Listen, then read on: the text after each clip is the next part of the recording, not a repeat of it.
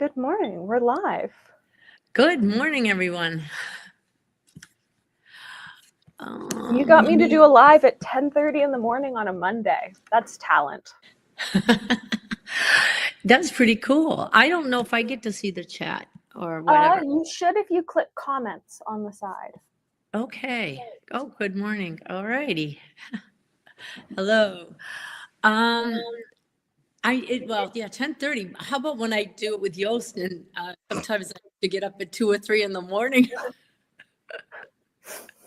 That's dedication, right? That's dedication. To be fair, though, at 2 a.m., I'm still sometimes up because Yeah. I am very much a night owl. I'm just not a morning person.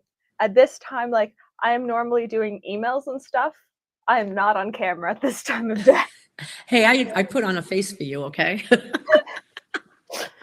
Ah, I got as far as putting on lipstick and getting cup of You coffee look number 2. great. You look lovely. Thank you, Hey, Claire. yeah, so coffee number 2.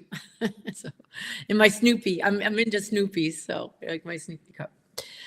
Uh, but I want to thank you first of all for having me. I think you're wonderful. I met you in Chicago for the first time last year, and I've been following you ever since. Yes, And I was one of your first for the 20 pen questions that you did.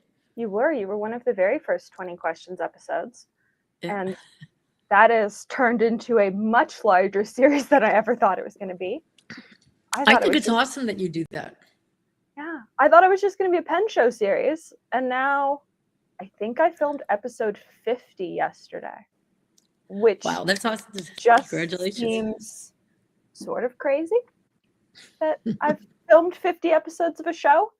Um, I'm casting season 3 if anyone Wow. in the chat is interested. Uh, but yeah, you were one of the first. I have to say that first group of, I think it was 10 of you, really, those were some interesting episodes because I really didn't know how they were going to go. And none of you knew what was going on. Well, what was interesting is that we're in a hallway, We are basically. in a hallway. We are We're in in a a little sitting area, and we're not sure that the sound or the lighting, and and people keep walking through and trying to talk to us. But the best part is that's the fun part because of the fact it's very organic. It's not. I like this type of scenario when we're just sit and chat too, versus me filming myself doing a pen review, and that's harder. It is so much harder. I've got a pen on my desk right now. The video has to come out Wednesday. I think I filmed the video 3 times, and I'm not happy with any of them. And Yeah, you're in like all me. honesty, it's probably gonna be the first one that I release because I think it's the best version of it. Unless I decide to film a 4th one today. But it's like, Well, I do the same thing, and I'm sure because you're being a perfectionist that it is great. Probably your first one was great, you know. But I do the same thing. I do exact same. And my husband's like, Claire, it's great. It's okay. You know, stop stressing. You're supposed to be doing this for fun, which I do. I do all of it for fun. I want to thank this community because of something tragic that happened to us 5 years ago. If it wasn't for doing this, doing like chatting with people, journaling, learning more about the journaling, learning more about pens, and me sharing what I learned and getting to talk and meet with you, it has really helped a lot. So my husband's like, yes, we just do this for fun. We're doing it for fun, it's something that he and I now do together. yeah. And it's much harder when you have two pen nuts in the household. Yeah, I've gotten mom into it. By accident. I got her Uh-huh. into it so Scriptus 2023. She bought a Cocono from Stilo. Mm-hmm. And she really liked it, and then she lost it. And so when it came time to rebuy a pen, she bought another Cocono, but she didn't make sure she bought the same nib and so size. So she learned that she didn't like extra fine nibs or fine nibs. Mm-hmm. And now she's got a fairly significant pen collection. That's great. Including raiding my spare nibs because she couldn't get the pen she wanted for her birthday with a stub nib, but she knew I had spare stub nibs in my nib collection. So, like, cool. As you see behind me, because I'm in my dining room. Okay, so we have pens everywhere. We keep everything on a display. So we have, sometimes we have neighbors that come over and they're like interesting and they want to see pens and stuff. So we keep a stash of stuff that we pen-able people. We, get them. It's kind of fun. It's fun when you get to pen-able. Oh, it's so much fun. Yes. So congratulations that you pen-abled your mom. Yeah, that's awesome. That's awesome. I forgot to sign in. I wanted to say hi to people in the chat, and I forgot to sign into my YouTube account. So I will pop up and just say hi to people from here, so I don't have to, yes. So if anybody has any questions, I'll just answer it this way. Yes, that's totally fine, and I will. Sorry, Mom's going to Costco. And wants to know if we have room in the freezer, and the answer is no. The answer is no. We've got about 30 pounds of butter for Christmas cookies, but no room in the freezer. Oh no. So do you have a cookie swap and all that stuff? A little bit. It's more neighbors will get cookies. Cookies will go to the various groups that Grandma's part of and all that fun stuff. So I think we'll probably start baking cookies on the weekend, and we won't stop until after Christmas. I think that's wonderful. I do that with a group of friends, and we do the swap and the whole bit. But I think we do more drinking than baking.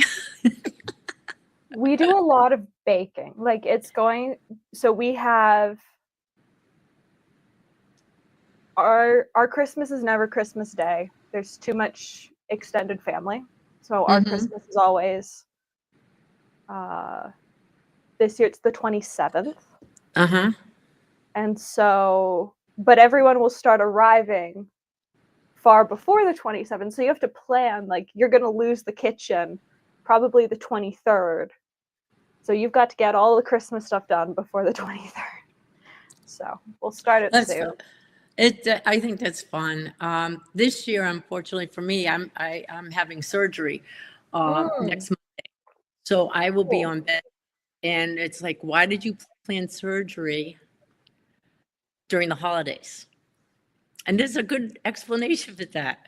It's because I'm going to so many pen shows come 2025 that I don't have the time to take off to have surgery. And the only time I can do it is now. Right? Yeah. Because I need a few weeks to recoup. I'm having foot surgery. Ooh. And and I'm doing it. I could have done it this week, but I'm not giving up going to New York on Thursday to help out at the Fountain Pen Hospital event. I mean, it's all pen related. It's all pen related. It brings me joy to help. I like to help out friends and stuff like that. So it brings me a lot of joy to, even when I go to the shows. I'll go to Philly, and I'm not helping because of the foot, because I still would have to take it easy with my foot. But I'm still going to the show. You're not stopping me from going to the show. I said, I already booked, if I need to, in the airport to have a wheelchair taking me to the gate. So I'm not doing too much walking. Hi, Kate. How are you? I see Kate, Wolf Kate, which is that. Yes. And good morning. So we discussed like the holiday, a little bit of holiday, We did. and so how would you like to start this? I picked up a bottle of ink for you and managed to get it out just before Canada Post went on strike. Like it cleared customs to the States, I think, the night before mail stopped in Canada. So all mail, or do you still get like DHL and DHL's So private? It's just Canadian. so DHL, FedEx, we're getting all that, but we're not getting any letter mail and anything that's sent. I saw a whole lot of Americans like freaking out over the fact that USPS was no longer shipping to Canada. The simple explanation for that is when you ship USPS to Canada, because it's another national mail service, when it enters Canada, it becomes Canada Post. Ah. And so there is no point in USPS sending to Canada. We have no mail service currently. all awful. All USPS would be doing is just adding to the backlog. So we are now, I think we're heading into week 3 of no mail. So no letter mail and no packages from any company that would ship Canada Post. Oh, that's and terrible. And no government mail, because all government mail comes via Canada Post. So what do you do for like bills and stuff if you need billing? Oh, my husband just Peter's in the chat. Yes. Peter's in the chat. Thank you, honey. Thank you, Peter. Yeah, so what do you do? Like, what do people do if they're expecting, like, some people are still receiving, like, instead of doing bills, so most bills here are paid direct from bank accounts. Mm-hmm. And people just get an invoice, like telling you the money was removed from your account. Or you can like e-transfer the company with Interact. So we've got a system in Canada called Interact, which is our national money transfer service that lets you pay government institutions, it lets you e-transfer your friends. It is like PayPal, only significantly better and with way less fees, but it doesn't work internationally. And so that is how most of us are, paying bills when. Well, yeah, I'm thinking paperless, but you know what stinks? It's like no Christmas cards. Yeah, and when you've made, I think I made 220 Christmas cards, and I've done most of what I do normally is wholesale. No one buys wholesale when no one knows if their customers are going to be buying Christmas cards. Oh man, yeah. So the only wholesale orders I've sold are to sort of like brands that are going to then be sending them out to their vendors, who then they don't have to rely on selling the cards. But I've still got, I think I've got about 40 to 50 Christmas cards left this year, which actually isn't that bad. I'm okay with carrying that over to next year. Like I'll be able to reuse them. But it was definitely one of those things, like I prepped for them to settle, not for them to be on strike for 3 weeks. It's been 3 weeks. Well, that's not good. So I think we're heading into week 3. Oh no, I did get the ink, and it's beautiful. Alexandra reached out to me and said, "Hey, I'm going to Scriptus. Would you like to?" Because I said I love the ink color. It's beautiful.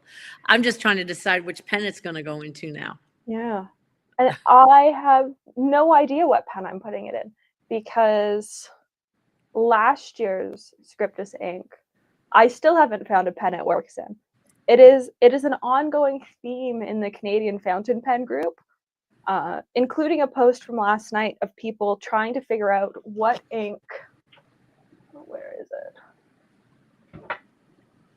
Last year's Pannonia ink is absolutely fabulous, but it works in pretty much nothing. It is UV reactive, it is sparkly, it is super fun, but it clogs everything.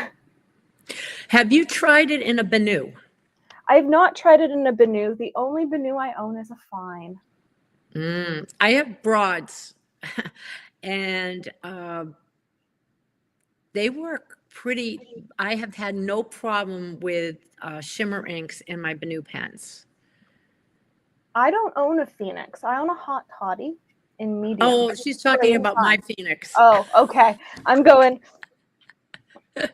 Mine is very pretty, but mine's a fine and like would not handle shimmer at all.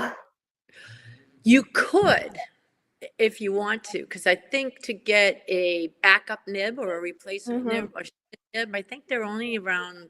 I don't know what they'd be Canadian. I don't want to. I think they're around.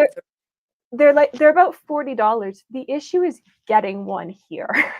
Yeah, right now too. Yes, that I get. Yeah, I get. right now it's an impossibility. But like even normally, almost no one here carries Banus. So I'm already having to order it from the States. It's just for the nib itself above what our customs limit is. So our customs limit in Canada is only $20. Anything above that, you have to pay taxes and fees on. Really? Yeah. Oh my God. So if you get, so no wonder when I watch, Doug, Inquiring Minds, and he says, I've been hijacked again. Yeah, I can understand. That's because we have So yeah, a higher threshold here. It's, I think for you guys it's about $800. For Yes. my $40 Galen leather order, I paid, I think it was $28 in taxes and fees. That's terrible. Yeah. I think that's terrible. I'm so sorry for that. It was unpleasant. Yeah, I mean, because I was going to say, Banu has stuff that you can only get on their website that the retailers, and so I got a few things from them in, and then sometimes I'll get a customs bill for whatever reason, and sometimes I won't, and and these are just small amounts, like why am I getting a custom bill when it was the like $280, so I just never know. It depends on the custom agent. Yeah. Whatever's going on. But I think I have a sailor pen that might look great. Ooh. Maybe. Just maybe. Yeah, I think mine's probably going to end up in something from Monteverde with a broad nib. Okay, so you do use other nibs besides mine. Oh yeah, no, I really don't own that many fine nib pens. Yeah. Just when Gold Spot sent the Banu, it came with a fine nib. Fine nib. And I haven't been able to. One, it's a really nice fine nib. It's quite smooth. But also, I just haven't been able to find a replacement nib. But because I would like to have a medium or a broad, because I have tried Kari's broad Banus, and I do know that I really like them. They're very lovely. And now Banu has just come out with a stub, 1.1 and 1.5, and a flex nib. So I'm like, ooh, I didn't know they'd come out with the 1.5. I knew they'd come out with the 1.1. I just ordered it because, well, okay. So I know we're going a little off topic because we will get back to Italy in a minute, but the people from Banu were very. I have Walker on the Rocks, and I happen to have dropped it on the floor after I did a pen and ink challenge, and it just slipped out of my hand, and the section broke away from the body, and I'm like beside myself, and so I contacted them and basically said, how can I'll just buy another one, or can it be repaired?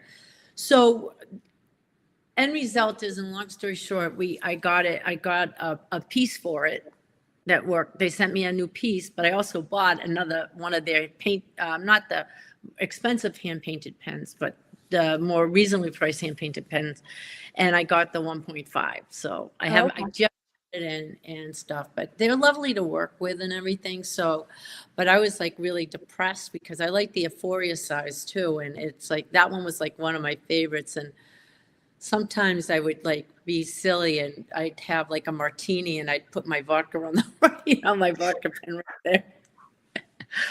But anyway, Schmidt, Does the Schmidt make an Omniflex? I don't know who's doing the flex. Will these new Benu nibs be Yovo instead of Schmidt? No, I believe that, you know what? Let me get it and I'll tell you 1 second. It's right here. If we can't answer it, I would talk to Bryce from Luxury Brands of America. Yes. Throwing Bryce under the bus here. Yeah, we'll throw him under the bus. But Bryce should be able to answer that question. I believe that they're still Schmidts. I would think so. Oh, it has the Benu name on it, but I believe they're still Schmidt. Yes, so this is the pen that I just got from them, which is the Noble Spirit. I don't know if you can see that. Oh, that's very pretty. And I got it in the 1.5. And so I've been so busy, I haven't inked it yet. So I haven't inked a lot. I have to play with my pens. I said, foot surgery, I'll be a captive audience and I can probably start to do some videos and more again and start playing with what I have. But yes, it's very pretty. But Schmidt does all the inks for them. So Yeah. it's, I would assume Schmidt's still making their nibs. I think they'd say something if Schmidt wasn't making their nibs, but also just like send Luxury Brands of America a message and they should be able to answer that question. yeah, Bryce is great with that. You can send it to him that way or through Instagram because he always answers. Yeah, the only way I communicate with Bryce is via Instagram. Yeah, a lot of people are that way too. So anyway, what else is happening with you? Oh, I guess I can show what I'm making a video on this week. Oh, and I can show this. So I finally got a hand-turned pen. Which Oh, I made nice. a video on. Well, it's really hard to get the cap off them when you can't feel your fingertips. Yeah. Yeah. My husband goes through that a little bit sometimes, and he's like gets angry, because he has a little bit of the neuropathy. Yeah. So yeah. It doesn't make me angry. Like I'm just used to it, but they're so smooth that you can't get the cap off of them without a clip, and many hand-turned pens don't come with clips. But at Scriptus, the lovely Tori from Stationery Universe dropped a hint that I might want to come by the Heinz table, and she was right, because Heinz had this. Oh, that's gorgeous. Yeah. Is that a purple clip too? It is a purple clip. Lovely. Congratulations. It is a purple clip and a purple nib. Oh, wow. Oh, Love yeah. it. Wait a minute now. What about the 2020, the Scriptus ink you showed me from last year? You can't put shimmery inks in the ones with the colored nibs. Really? You're not supposed to. Yeah, I talked to Heinz. They come with a lovely card. So the nano ceramic coating that they then electroplate on the nibs does not like shimmery inks or anything with a really high, either a high pH or low pH, whatever Noodlers and Private Reserve are. And they're very picky about what inks go in these pens, which did give me an excuse to go to Mont Blanc and buy more ink, but it was one of those. I was at the Mont Blanc store, and speaking of Mont Blanc inks, and my husband wanted to get like a permanent blue, and they said that they don't even recommend people using permanent blue Mont Blanc in their pens. They don't even recommend people using Mont Blanc permanent black. Yes, exactly. Have you seen what that does to nibs? He says it's something about corroding them or something. I have no idea. It like eats away at the gold on the nibs. There's some crazy pictures of what Yeah. it does to nibs. But I think if you clean your nibs a lot or often enough, it should be okay. So it's like jewelry. Oh, yes, yes, yes. Yeah. Doug from Inquiring Minds goes to, sometimes he's out and he's at like antique stores or whatever. And he gets a ring, and you can put like sometimes rings, if you get a ring that's will fit over the cap, and that's what he uses sometimes. Oh, that's smart. Yeah. Costume jewelry. Yeah. It's fine. Yeah. I don't know Amy, but I would send a message to either Francisco or the Heinz account and just ask. I know that a card came with my purple nib about it, but I don't know if that goes for all of their colored nibs, including the black ones. It might, but It might. if you use a shimmer, maybe Yeah. clean it away. So, you're gonna like use it, like dip with it maybe, but then you have to clean it right away. Yeah. So, I think, yeah, they were more specific about making sure you didn't use anything like Noodlers or Private Reserve that like sort of eats away at the coating. So yeah. I don't use, we have some private reserves here, and I don't use much of the private reserve, and I have a couple of noodlers, but we have one pen that's dedicated to, what's the blue ink from Noodlers that Bay everybody, State Blue. Bay State Blue, yes, the Bay State Blue that's dedicated, and it's my husband's, and he puts it in a Jin Hao, Yep. Yeah, and so, hey, just toss it out if it gets bad, but I put rubber gloves on because I don't want to get ink all over me with that one. I want to say there are 2 people that have had to repaint rooms because of Bay State Blue in 20 Questions. And then in today's episode, somebody I think he had to repaint his entire office because of Organic Studios nitrogen.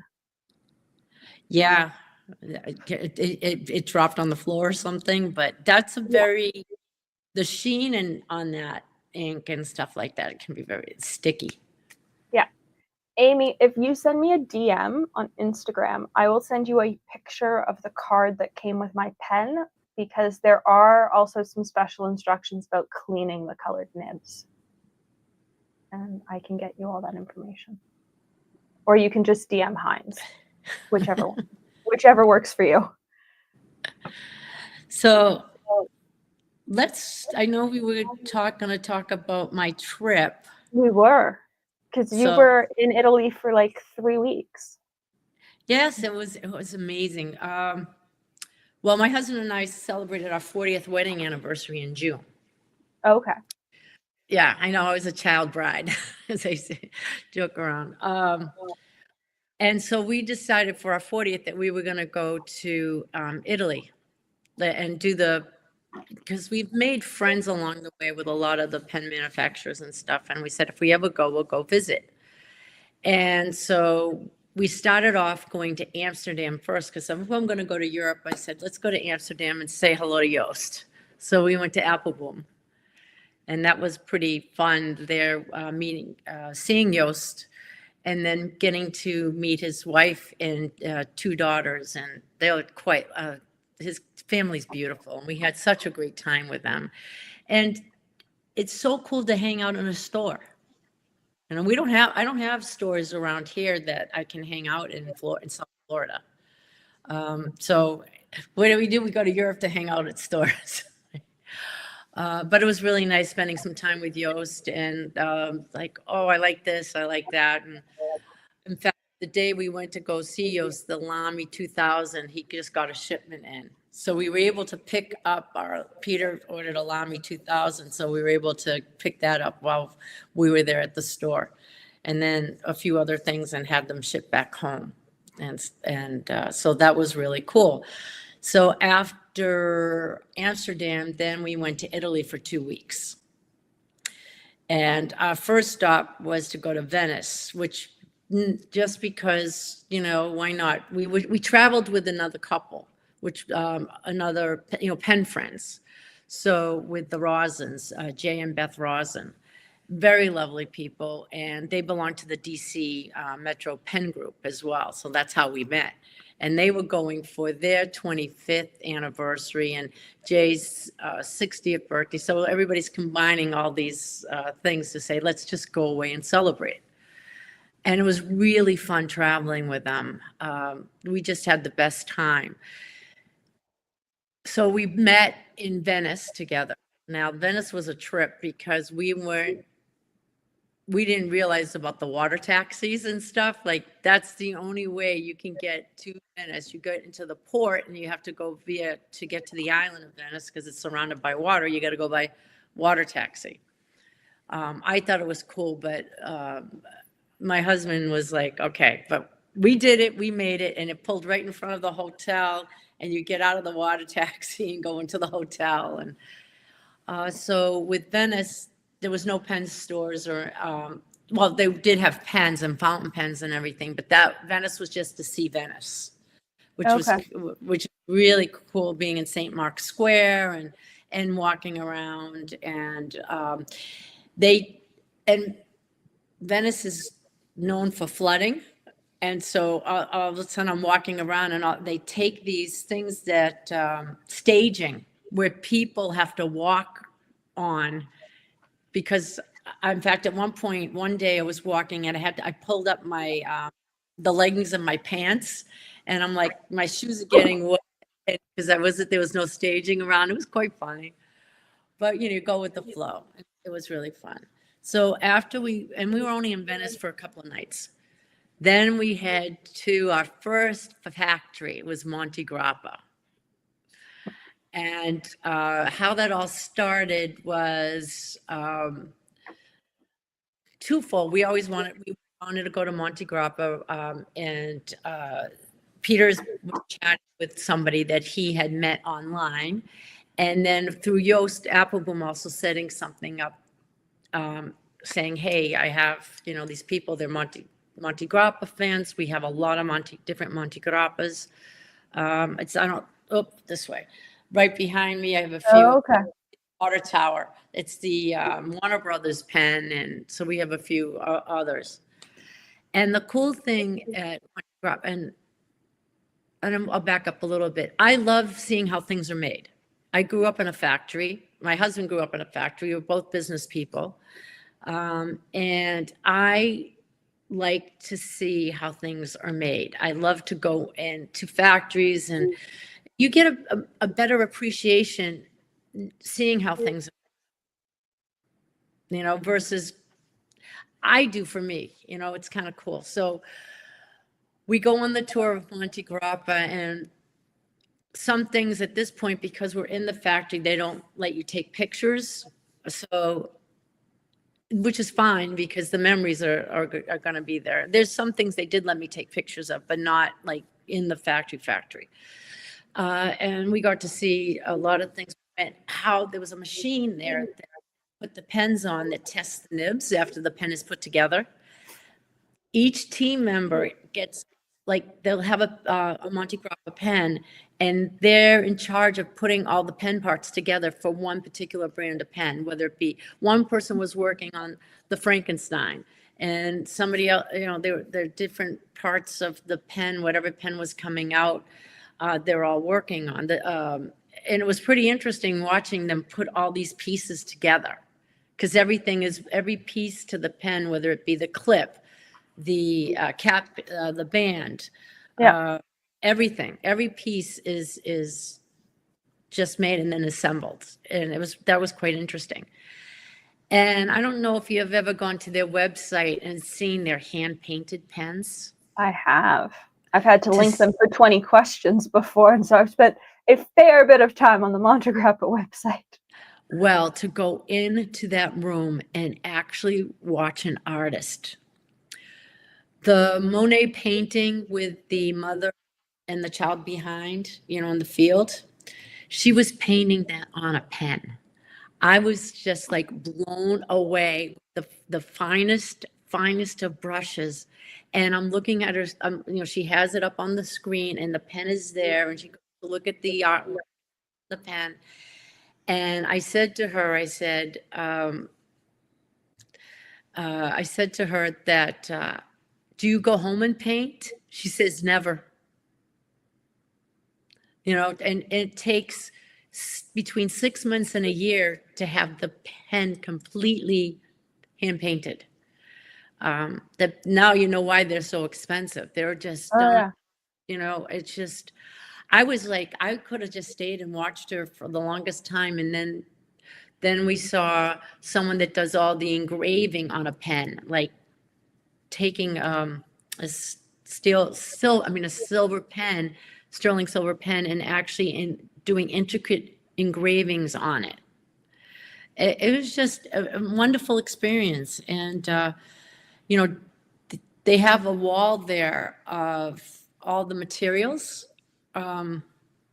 like some celluloid, some ebonite, their resins, and it's like an art installation, but you kind of go and you feel each one. It was very, very cool. In their showroom, they have a big table, and you can customize your own fountain pen. Okay, so that was what did you create on that table? I did, and here it is. It's an extra auto. Okay. This is all in celluloid, and I got to pick. I decided to do it different. Instead of being like all yellow, I did blue here, and yellow the cap. But then when you go to the section, I open it up, and the section's the blue. Oh, that's very pretty. And then I picked the stone instead of doing the Monte Grappa stone. I mean, plain, you could do a stone. And then on the pen clip, there's the stone too. Oops, there we go. And because of the shape and size and everything, you can monogram the cap band. So let's see, I don't know if you're going to be able to see that on there, but it says Coco. You can do 4 letters. That's perfect. Just do my last name, Coco. So it's the Coco pen. And of course, I did a stub knit, but I'm going to have Kirk do a cursive italic with it. Ooh. So, yeah. Kirk doesn't know it yet, but Kirk doesn't know it yet. But the thing is, I recommend Kirk a shocking amount for someone that has never gotten nib work done by Kirk. Like, I recommend him all the time. Yeah. And he's never done my nib work. Really? But I love Kirk. We're good friends, and in fact, I'm trying to just figure out how many pens I'm going to take to Philly with me, so he can. I'm going to just say, here. I'm just going to hand them to you. Work on them and let me know. Yeah. Basically, that's what I do with Matthew Chen. I go, I know it doesn't write right, but I need you to fix it. Yeah. And it's just whenever I'm at a pen show, the only time I ever get nib work done is Scriptus, because it's the quietest pen show and I can get nib work done before the show starts. Mm-hmm. And I didn't book any nib appointments for Chicago last year because by the time we knew we were going to Chicago, the nib appointments were already gone. And so it's like, well, who knows what we'll do this year. Do you sometimes, like, I forget or I just get waylaid, and I know with Kirk, he has so many appointments that you can book, and then he has walk-ins. Yeah. He does both. My other issue with Chicago last year was that I guess still this year, it was, it's December, this was May, we're still in the same year. I had sort of forgotten that they were going to be, like, Chicago is such a last minute thing this year that I'd forgotten that there were going to be people to do nib work there. And I didn't bring pens to get nib work done to them. Mm-hmm. So there will be better planning this year. Yeah, I forgot for one of the shows because I was so busy. but I was able to get squeezed in anyway. Yeah. So it was fine. That was great. So, and then with the custom pen, they also put a bottle of ink in the box. Oh, And on lovely. the ink bottle, they engraved my name on the ink cap. Oh, that's great. It's very cool. So yes, from Monte Grappa, this was my Monte Grappa pen that I had purchased from there. So someone just said they wanted to. I will slowly show the haul. Okay. How many pens did you come home with from Italy? Uh, If you had to put a number on it, how many pens? okay, so between my husband and I, or just me? Sure. Let's include Peter in this. Sorry to throw you under the bus here, Peter, but I'm not actually. Well, yeah, there was quite a few. The interesting thing was some of the pens that I did get to see were not in production yet. They had so I knew I was going to get them. So as soon as I got home, they said, okay, they're ready. So yeah, and I did not, all these pens, by the way, were shipped to me because the custom. And I don't want to carry all these boxes and everything with us, but we probably got about 10 pens, between the both of us. But that it says when I go to talk about Leonardo, that's a different story. So I don't have those yet, and I'll talk about that when we get to Leonardo. So it was lovely meeting everybody, and I got to meet Giuseppe, the owner of Leonardo. I'm sorry, Monte Grappa, and it was so cool. So they have the beautiful showroom, but they take you upstairs, and they have their museum of pens, which is all the, it was just so cool to see a lot of the pens that they made, and all the pictures on the wall about a lot of the celebrities and stuff that have the pen that use the pens. And so that was, and just really lovely, warm people. They were, like I said, everybody's become a friend now. And that was lovely. So we then went to Bologna for the night, because the next morning, so Monte Grappa was like a day thing, and we went to Monte di Grappa for that. And then when we got driven to Bologna, which is very, very close, and to go the next day to go to Scrivo and to meet Luca and his lovely wife Elena, and we got to go to their factory. And it's really kind of small. They have a lot of they have the main showroom, and then they have another room where they assemble all the pens and stuff that comes in. And so we didn't get to really see like pen turning or anything like that. But we were in the two things, and we got to see them assemble the parts that they had done already. So it was, and then our friend Jay, who does a lot of his own grinds, because he's, he does that. And he let Jay use one of the machines where you look through it and everything. I have videos of that, and Jay is grinding a nib there, and I thought that was, we were all, he was in his happy place, and That's super cool.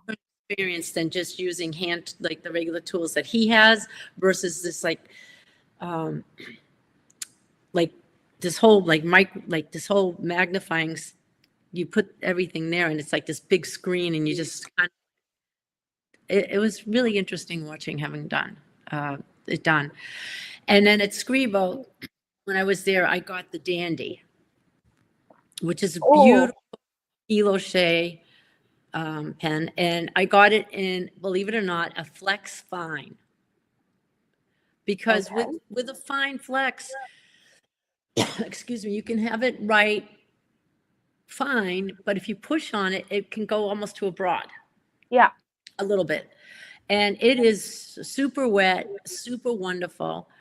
And I just fell in love with the rose gold and with the matching nib. And it feels really nice in the hand too. I have like I've talked about it many times, I have rheumatoid arthritis, and I have to make sure it feels comfortable in the pen, not putting too much pressure if I'm having a flare up or something. But if I have a flare up, I can't really write, which kind of depresses me. But yes, this one, I actually was able to take this one with me because I ordered a few other things. But I took this one with me, and then they sent me a bunch, I got a bunch of their Scribo inks, and I don't know if anybody's seen the Scribo inks, but I love the way they stack on top of one another. Oh, that's fun. And wait 1 second. I can still talk, and wait 1 second, because believe it or not, I have them right here, and I'll show you what they look like on, take a couple. I'll just take two. But the bottles, yes, they're unusual. In fact, inside the showroom, they had the stack of empty bottles because they package them all themselves. So this Those is the are so cool. and basically you can stack them on top of one another like that. I can't believe that in my stash of inks, I don't own Scribo. Scribo. They're beautiful. Oh, in fact, I took this one out. This is good that I took this one out because one of the pens that I purchased, I did see this, I was sworn to secrecy because it wasn't supposed to come out when it actually did come out. And yeah, so I got to see some of the new production. And that's the thing, when you go to some of these places, they said, we can show you, but you can't say anything. And so I'm like, once you tell this story, I'm going to tell you a story about a pen that's sitting behind you that I sort of knew about for a couple months before it was actually out. okay. Yeah, just like, like I've seen, like they just announced a Visconti pen, and I got to see them put the pieces together and the whole bit. Yeah. Oh, that's cool. Yeah, very cool. So this is the other Scribo that I had, and I just love the die cast resin on it, and I'm going to butcher the name. I'm so going to butcher the name. It's terrible. The scars, I'm not even going to try. Okay. I'm apologize for that in advance. Just know that this pen, the proceeds, 30% of the proceeds are going to help flood victims. It rained a lot when we were in Italy, and especially around Bologna. We hit rain season, right? But in Bologna, they had the floods that came, and the day we left, because we left in the morning, the day after, the day we left, that the floods came, and there was a lot of people that had a lot of damage because of the floods. So at Scribo, they have two pens that they're dedicating to raise money for flood victims. So 30% of the proceeds are going to that. If you go to their website, you'll see they'll talk all about it, and even on their Instagram and everything. But this was beautiful. I absolutely love it. I wasn't sure what ink I was going to put into it, and then this is the one I put in there. Oh, and it's a really stunning. lovely pen. Yes. So there. Here we go. And yeah, so I bought this one. Afterwards, it came home when I was finally being able to be released, and I got sent this one, and I got it in a fine flex as well. Okay.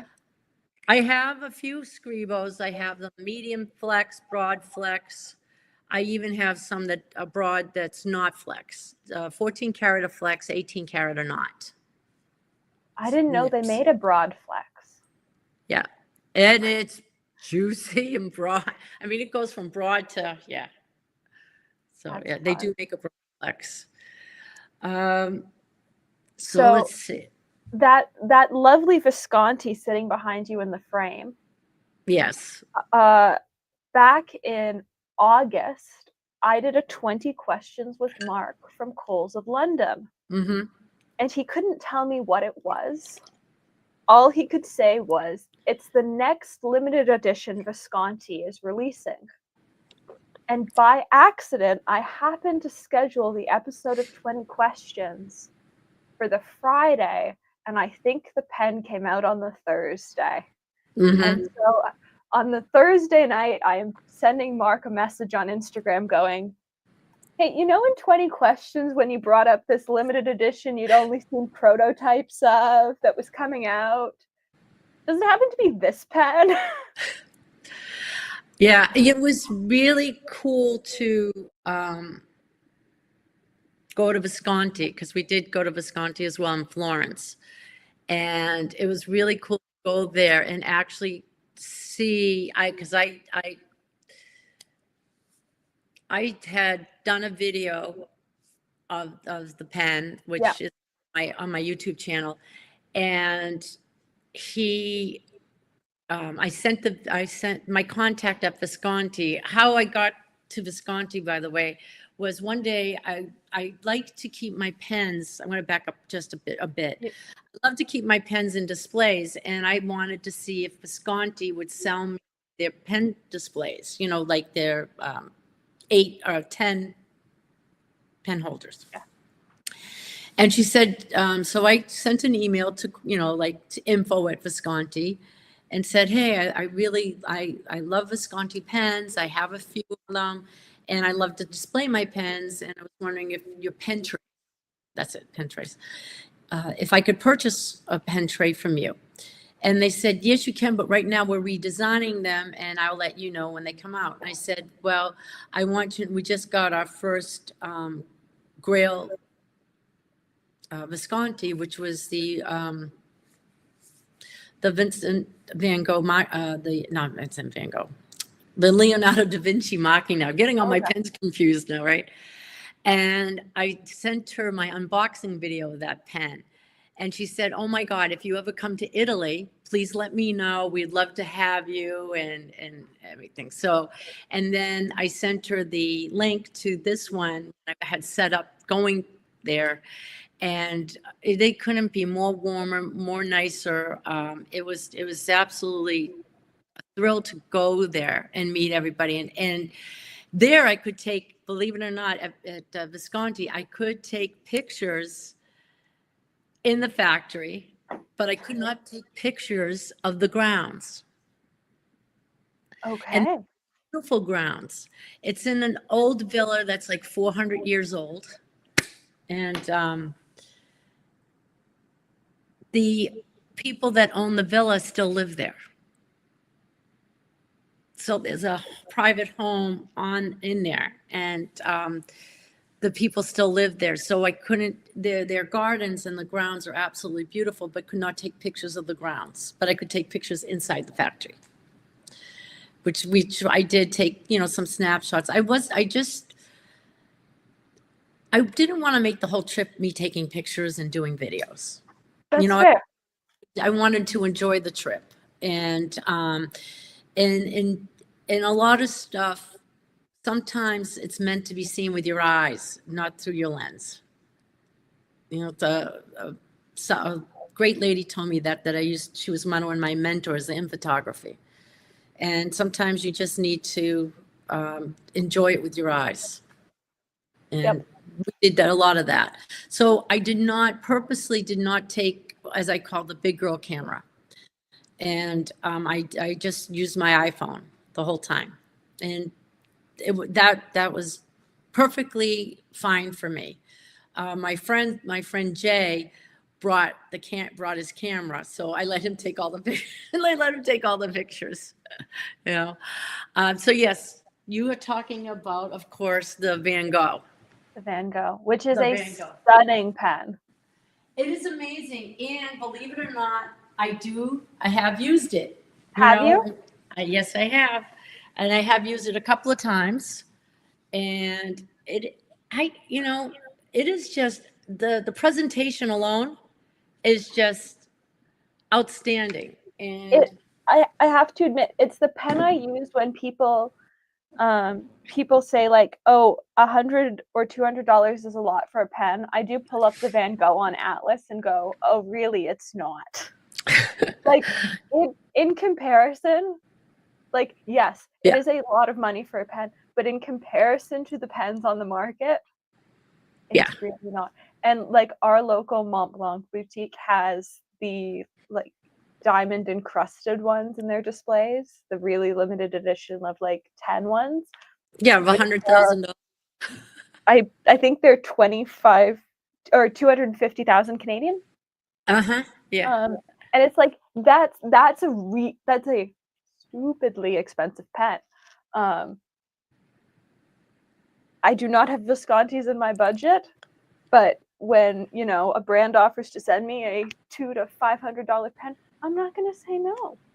Right. I don't blame you. I mean, okay, so I'm a lot older than you are. And most people in this hobby are not 24. No, and I think it's wonderful that someone your age is so into it. And I can, it's refreshing. We have a few people we met at pen shows over a year ago who taken under our wing and stuff, and they live here in Florida area, so we get to see them often, and we're like now aunt and uncle, and it's just so cool to be able to sit and talk and chat and just discuss fountain pens. And I call him my nephew Jorge. His knowledge on pens for someone his age, he's 22, it is just unbelievable. And he'll come and he'll sit with Peter and they'll be up all night, talking pens and inking and trying to discuss what they're going to, which pens this week or this month they're going to use. So yes, it's great. I'm happy to see a lot of young people getting into it.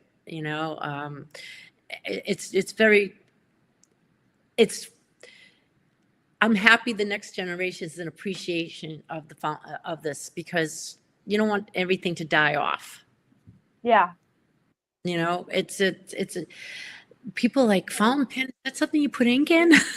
Really? Doesn't get messy. I'm like, who cares? Yeah. Honestly, I still have red ink on my hand from 2 days ago. Like, but also, like, does it actually matter? Nope. I opened up a box of inks being shipped from Pure Pens. Okay.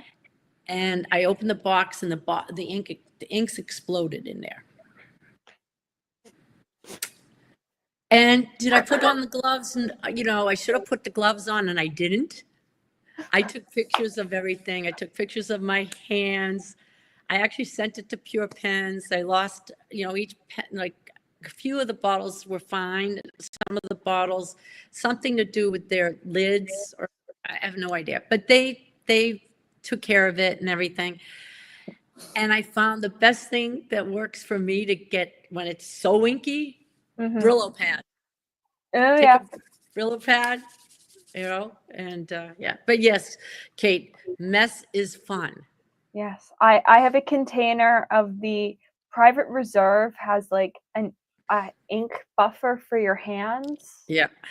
I have a container of it on its way to me. We'll see how well it works. So so it's almost like a lotion you put on your hands before you start inking? No, it's like, it seems to be like sandpaper that you use to wash your hands to help it come off your hands afterwards. Oh, that, yes. Okay. Yeah. Yeah. Though there are products like that in the watercolor world. I think Winsor & Newton makes it. It's called like Liquid Glove. Okay. And I haven't tried it for ink, but I do know some paint making watercolor friends that really like it when they're making paint, so that stuff isn't just sticking to their hands. So I wonder if it would work for if you're using a permanent ink, so that you've got less staining your hands. That would be interesting to try. When it gets up your nails, though, it's like, Yeah. oh my God, they're gonna be there forever. And then you go and Then you just paint your nails and hide exactly. it. Yep, exactly. That's what I do. So since I jumped and we talked about Visconti a little bit, I also, when I was there, they were just coming out with their carbon fiber. Oh, that's pretty. And the snap cap. and it is very pretty. It's actually it's more lightweight. Oh, I love it. I did ink it, but I had to unink it because I'm going to have some nib work done on it. My choice, so I'm getting it prepared. But I yeah. did write with it and stuff, and it's a beautiful double power filler. And then I got a new ink. And my husband just wrote Pure Pens is my favorite, and they're not that, relatively speaking, and they're not that expensive. Pure Pens has some really pretty inks. Don't have any of their inks, probably because actually I don't know how hard they are to get here. I just Oh, assume Canada. I just automatically assume that if I haven't heard of any Canadians talking about the ink line, that it's probably hard to get here. So I'll tell you what, you're going to be at the Chicago Pen Show this year. Yeah, I still have to find a brand that wants to sponsor 20 questions. I'm working on it. Okay, well, 20, I will, 20 questions, or me going to Chicago only happens if I find at least a partial sponsor for okay. 20 questions. Well, if you do go, I will bring you some Pure Pen inks. All right. Yeah. Okay. I'm If you working do on go. it. Yeah. But it's like Christmas and no brand knows what their advertising budget for next year or wants to commit to an advertising budget for next year. Mm-hmm. Um, Kate had a bad experience with Homo sapiens. I'm sorry to hear that, but I yeah, actually, there were a couple of years there that Visconti nibs were meh from. yeah. No, I know that's, but then if I get some, like, this is a nice nib. It's like, I got a, like, again, it's going to have a cursive italic put on it. Okay. But yeah, so, So but for the most part, I've never had a problem with any of the Visconti nibs that I have. I'm is, just, is cursive italic your custom grind nib of choice? it's one that I like, right? Like I love that smooth Yeah. cursive italic. I like Fude. I like, Kurt does another one, his Waverly nib. I have a few. What I'm gonna do now, I want to get, I won't get it on my expensive pen because I want to see if I really like writing with it, but I want to get the spear point Oh, okay. because it's really fine, but on the reverse, it's broad. Yeah. It reverse And writes. and doesn't he? Yeah, he's got a. I think I was looking at it. He's got an architect that's then he's got a reverse needle point. I was looking at that. Yeah, so I'm gonna go play with getting some other type of grinds too. So, yeah, these two pens I want to have that put on there, and some of them I just leave the way they are. So which I have a lot of different ones, but now because I'm journaling more, Mm-hmm. especially like in a Hobonichi, I can't have fat nibs. It's just No, okay. No, no okay. one says you can't. It's Yeah, just I like know. All right. So in my traveler, which one of these, I made a mess. Okay, because I used a bigger nib, and I'm like, in these, it's like two. I needed to do a finer nib, and so that's why now I have mixtures. So I think for travelers and Hobonichi, I'll use the fine, and then everything else I can do my bigger nibs. But yes, you can use larger nibs for journaling mm-hmm. or I think do a common. yeah. I think I'm flipping through my travelers. I think I tend to write in mine with anything from like a broad to a fine. But like anything bigger than a broad is just Yes. And with the fine flex, the thing is I shouldn't flex with it, because then it took forever to dry. it's what blotting paper's for. Yeah, that's true. That is very true. Actually, this came out pretty nice though. And that is Oh with, yeah. that's with my Leonardo. In fact, one of these here, but it has the titanium nib on it. Oh, that's a very pretty Leonardo. Yeah, this is the celluloid Leonardo. Mm. So I actually got this at the pen show. The reason why I'm showing this now is because the Leonardos that I'm getting are being made. Okay. All So right. how do you, clearly you've got a quantity of celluloid. I know how Yes. I store my celluloid. How do you store your celluloid pens I to store my minimize the combustibility risk of celluloid? Right. So I use clear acrylic. I'm just pulling out one because this has some old Yep. celluloid. And these tend to go in a tray, like they're basically jewelry things that I do the inserts for. But these I have out on top of the other ones that are closed in. So my celluloids are all out in the open, like that. Okay. You can also leave the drawer, Mm-hmm. my Boston accent will come out, partially open to let air in, but I grew up as a kid and it's like never leave your drawers partially open. Like was that whole thing my mother or my grandmother would say because people Yep. would love you. So basically it drives me sometimes a little crazy. So my solution is I have a few of these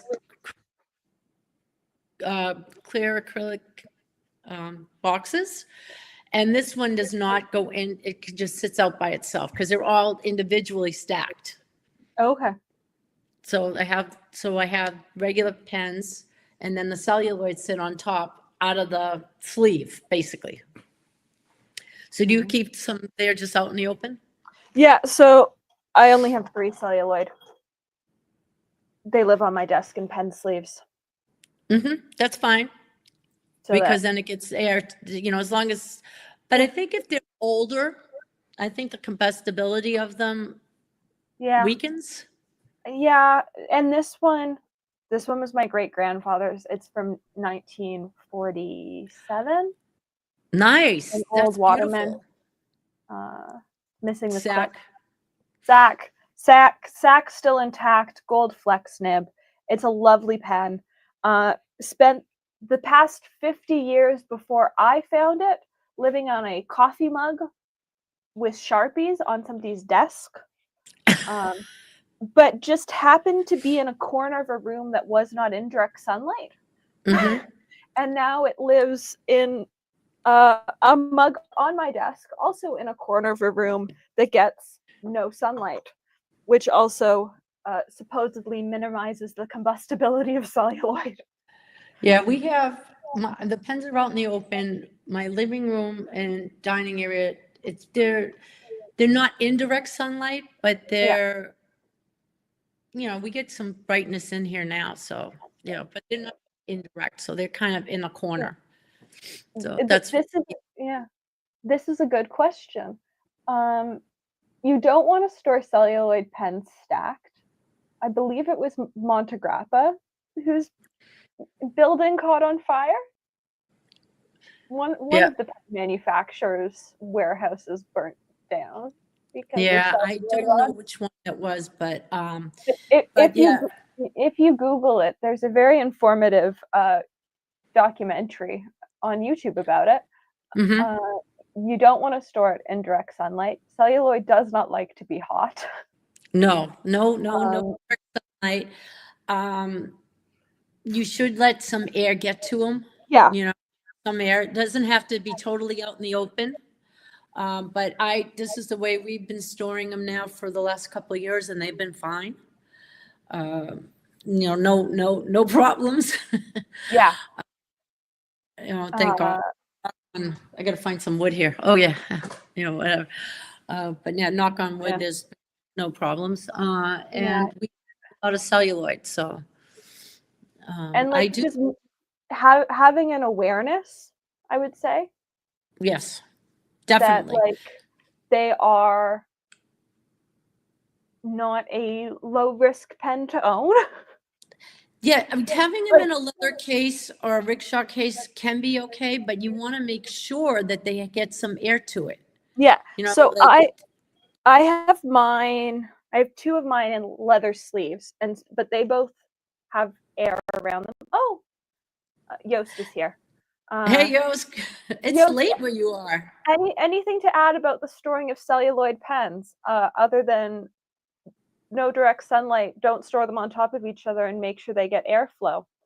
Like I store mine in sleeves so that they don't touch, but like they get airflow.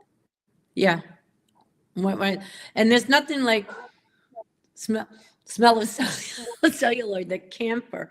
So I'll tell you. Yeah.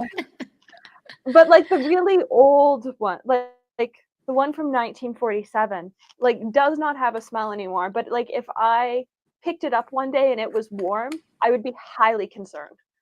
Yeah. Because Yeah. Not, these are fine. like celluloid doesn't tend to like feel any different than a normal pen until, from what I've heard, just before it catches on fire, and then it suddenly feels really warm. If you pick up a pen and it suddenly feels really warm, you probably have a problem. Yeah, exactly. Who was it? Wasn't it who that set one on fire? Probably. I think it was him on one of his shows. Yeah. But so let's see, because I jumped around and because we were talking about Leonardo, and you were showing a celluloid Leonardo, and then right, and I'll get back to Leonardo because I'm gonna go back and order. all Yost said is celluloid is dangerous. Yeah. Which basically sums up celluloid. You do not own celluloid if you want something low risk. If you want something low risk, pick pretty much any other pen material. Exactly. But they're beautiful. Do you have a bunker? Did you visit the bunker? No, I did not visit the bunker at Monte Grappa. They didn't take us out to the bunker because there were a few people in this, there was a few people in the store. I wanted to go to the bunker. Maybe next time, because I'm planning to go to the Dutch Pen Show and I might go to Italy for a couple of days beforehand. You never, no, not a couple of days. I need more time. So you never know. Oh, Fig Boot. Yeah. Burned. Yes. Burned aggressively. Yeah. Yeah. But he literally set it on fire on purpose.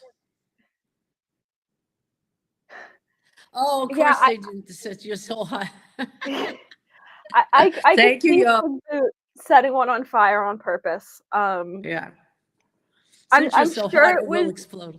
It is. I'm sure it was Monte Grappa who had the massive fire in the like late 90s. Well, Yost may know. So Yost might know. Should know. Yeah.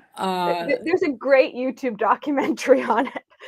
It was like the second thing that came up when somebody told me the Waterman was celluloid, and I Googled what's celluloid, and I went, oh, Monte Grappa has had 2 fires. I went, okay. Oh, what's celluloid? And then I went, oh. But we still buy it. And, people. It's so pretty. Why would we not buy it? We just like, you take the proper safety precautions. Exactly. So when we do travel, we make sure that all the drapes, like the shades and screens are down, and most of the time they are, but they're not really in direct sunlight, so we keep them pretty much safe. There's not much, and like he says, there's not much left. Yeah, well, because it's also, again, it was covered in the documentary. It's incredibly expensive to make. Like, you can't. No, you're not allowed to make it anymore. Oh, you're not? Okay.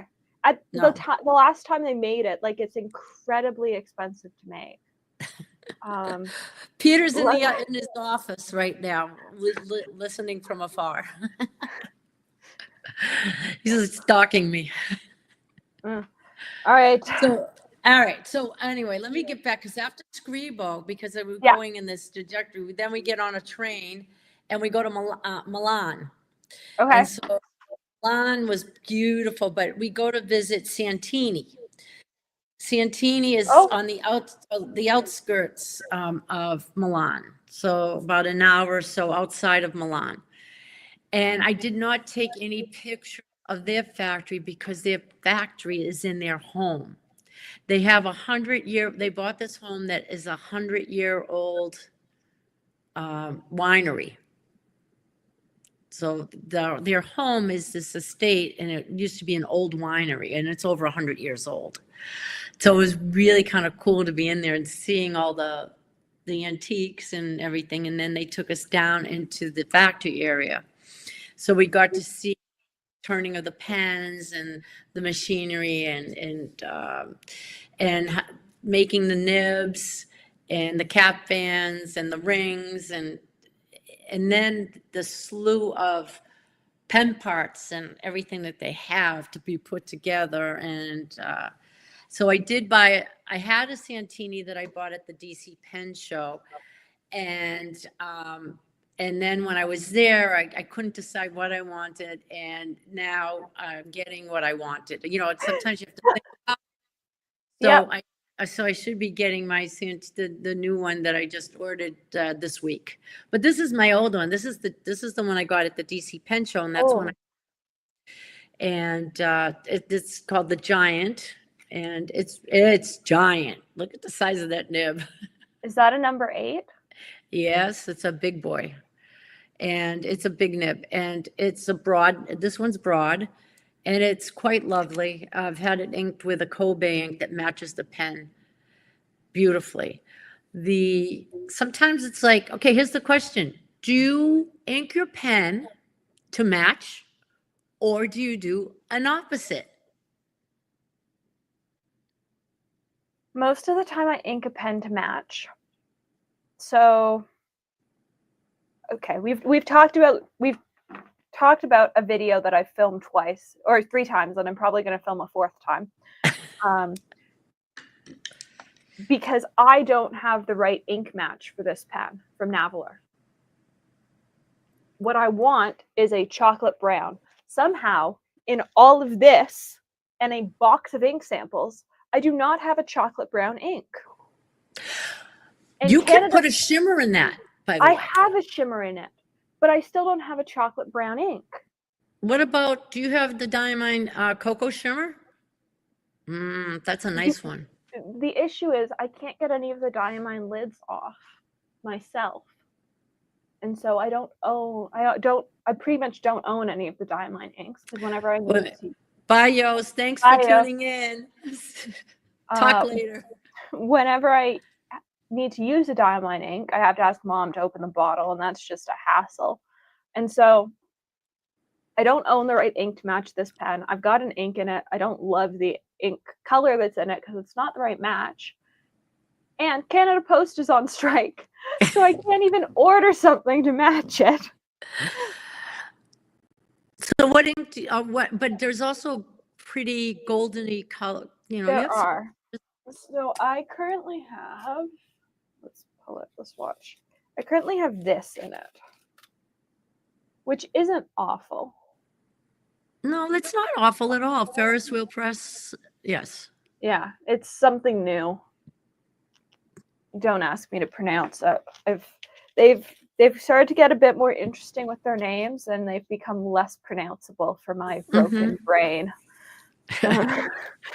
Well, that's why I said I would not want to attempt. See, like on the Scribo, I could say the dandy, but on these Garziza, I'm not even going there because I am just terrible. And I would say most of the time my goal is to match. I'm very much a matchy girl. To the extent like I own 4 purples that are almost the same color because I wanted the perfect match for the Coco lavender. And then the color that I picked has promptly been discontinued. And so. Well, it's funny because I have a Scribo Levante, the one that I call Tiffany Blue, and I put in there Tom Studios Raspberry. Oh, that's fun. And it's really pretty. So maybe try an opposite. Yeah, I think I need to start doing that. I'm right now trying to clean out pens. I think my pile of pens to be cleaned is larger than my currently inked pile, which is what I want. I'm still working through pens I inked up for review after the Atlas Sidewalk sale. Because then I was getting new stuff in the studio as well, and it was like, well, I want to play with the new stuff as well. And so at one point I had like 30 something pens inked up on my desk, and I went, this is too much. I know that feeling, but talk to Kari. Kari has like 180 pens inked. I know. And I don't know how she does it. I like don't know I am overwhelmed by like 15 pens inked up, and I had far too many on the go, and I'm now like, okay, we're cleaning everything that's like not essential. Well, if it's not eyedroppered, it's being cleaned is sort of what I'm doing.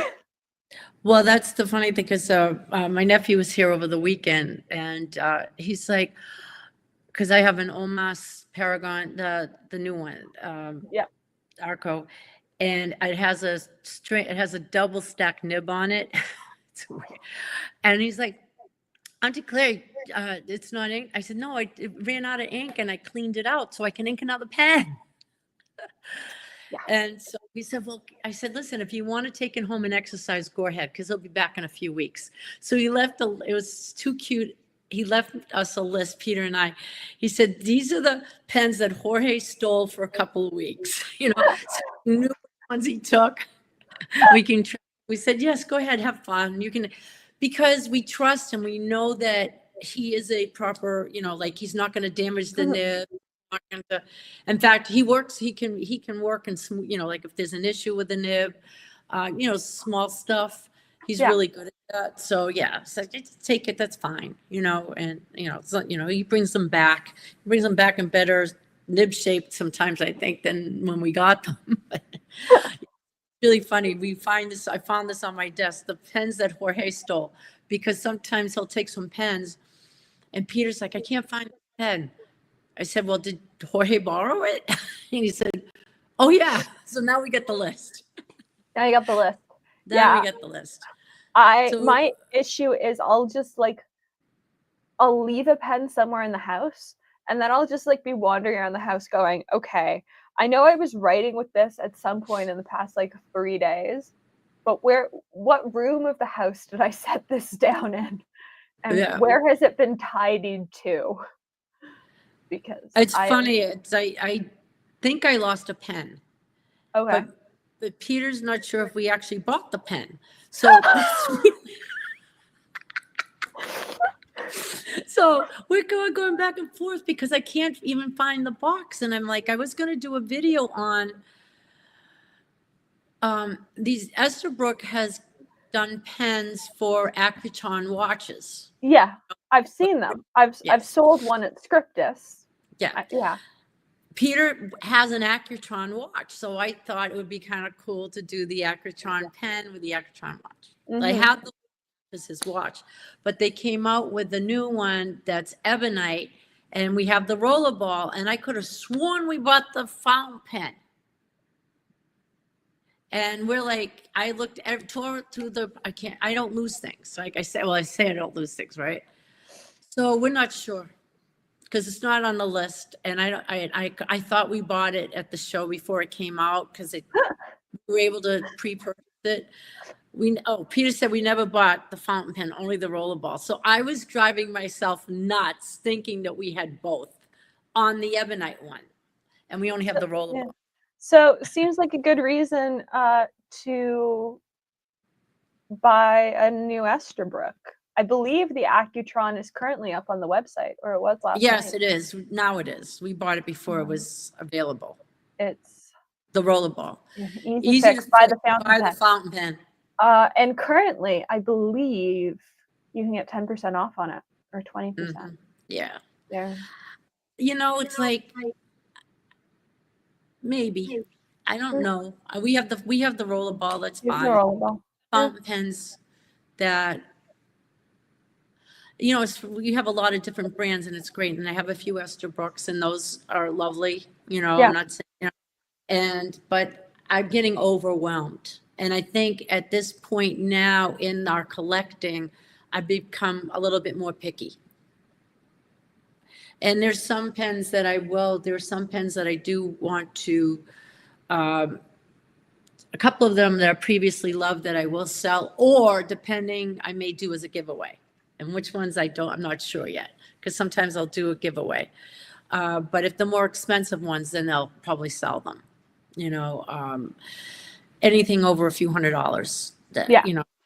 then they'll try to sell them. But my husband's like, don't sell them. He doesn't want to sell. I was like, yeah, but I don't want to see a pen not be worked on, or not used. So that's another issue, So anyway, when we were the Santinis, we spent some lovely days with them. The lovely people. We went out and about, and they took us to show us the mountain area of where they live, and we went up to the mountain and the beautiful, gorgeous waterfalls. And your husband's really throwing you under the bus. Yes. Okay. Yeah, he really is. He's the one. You know what he is. I'm just looking. Thanks, Peter. I was in the middle of a Santini story, and you just popped up. You also, Claire. Thanks. I think right now in my fountain pen, because I'm doing fountain pen companion on the inks to keep track, right? I like that you track, and I'm just like, there's a wall of ink behind me. I've got swatches. I don't know what I've sold in the past year from my ink collection. I went through my swatches to try and find an ink a couple days ago, and I'm like, I couldn't find the bottle, I couldn't find the sample of it, and I'm like 90% sure I sold the ink like 6 months ago. I'm like, meh. Oh wow. I'm trying out new systems to store the inks. And so right now I got all my ink bottles out and about in containers that I'm organizing, all this stuff. So he's teasing me now, because last night I couldn't sleep. So at 2:00 in the morning, I was organizing my inks again. Honestly, if my office wasn't in the basement, I think I would spend far more of my late night insomnia hours down here puttering and tidying. I'm currently looking at, so I started doing Christmas cards in September. Mm-hmm. And when I started doing Christmas cards, I went, there's no point in putting watercolors away. I've pulled 80 something colors out of my watercolor palette. Why am I putting other stuff away? The palette's already a disaster. And so currently I'm looking at a floor around my desk that is littered with my watercolor trays, but also like glass palettes that are just covered in half pans from projects. Mm-hmm. Because it's like, I need to put stuff away, but there's other stuff to do.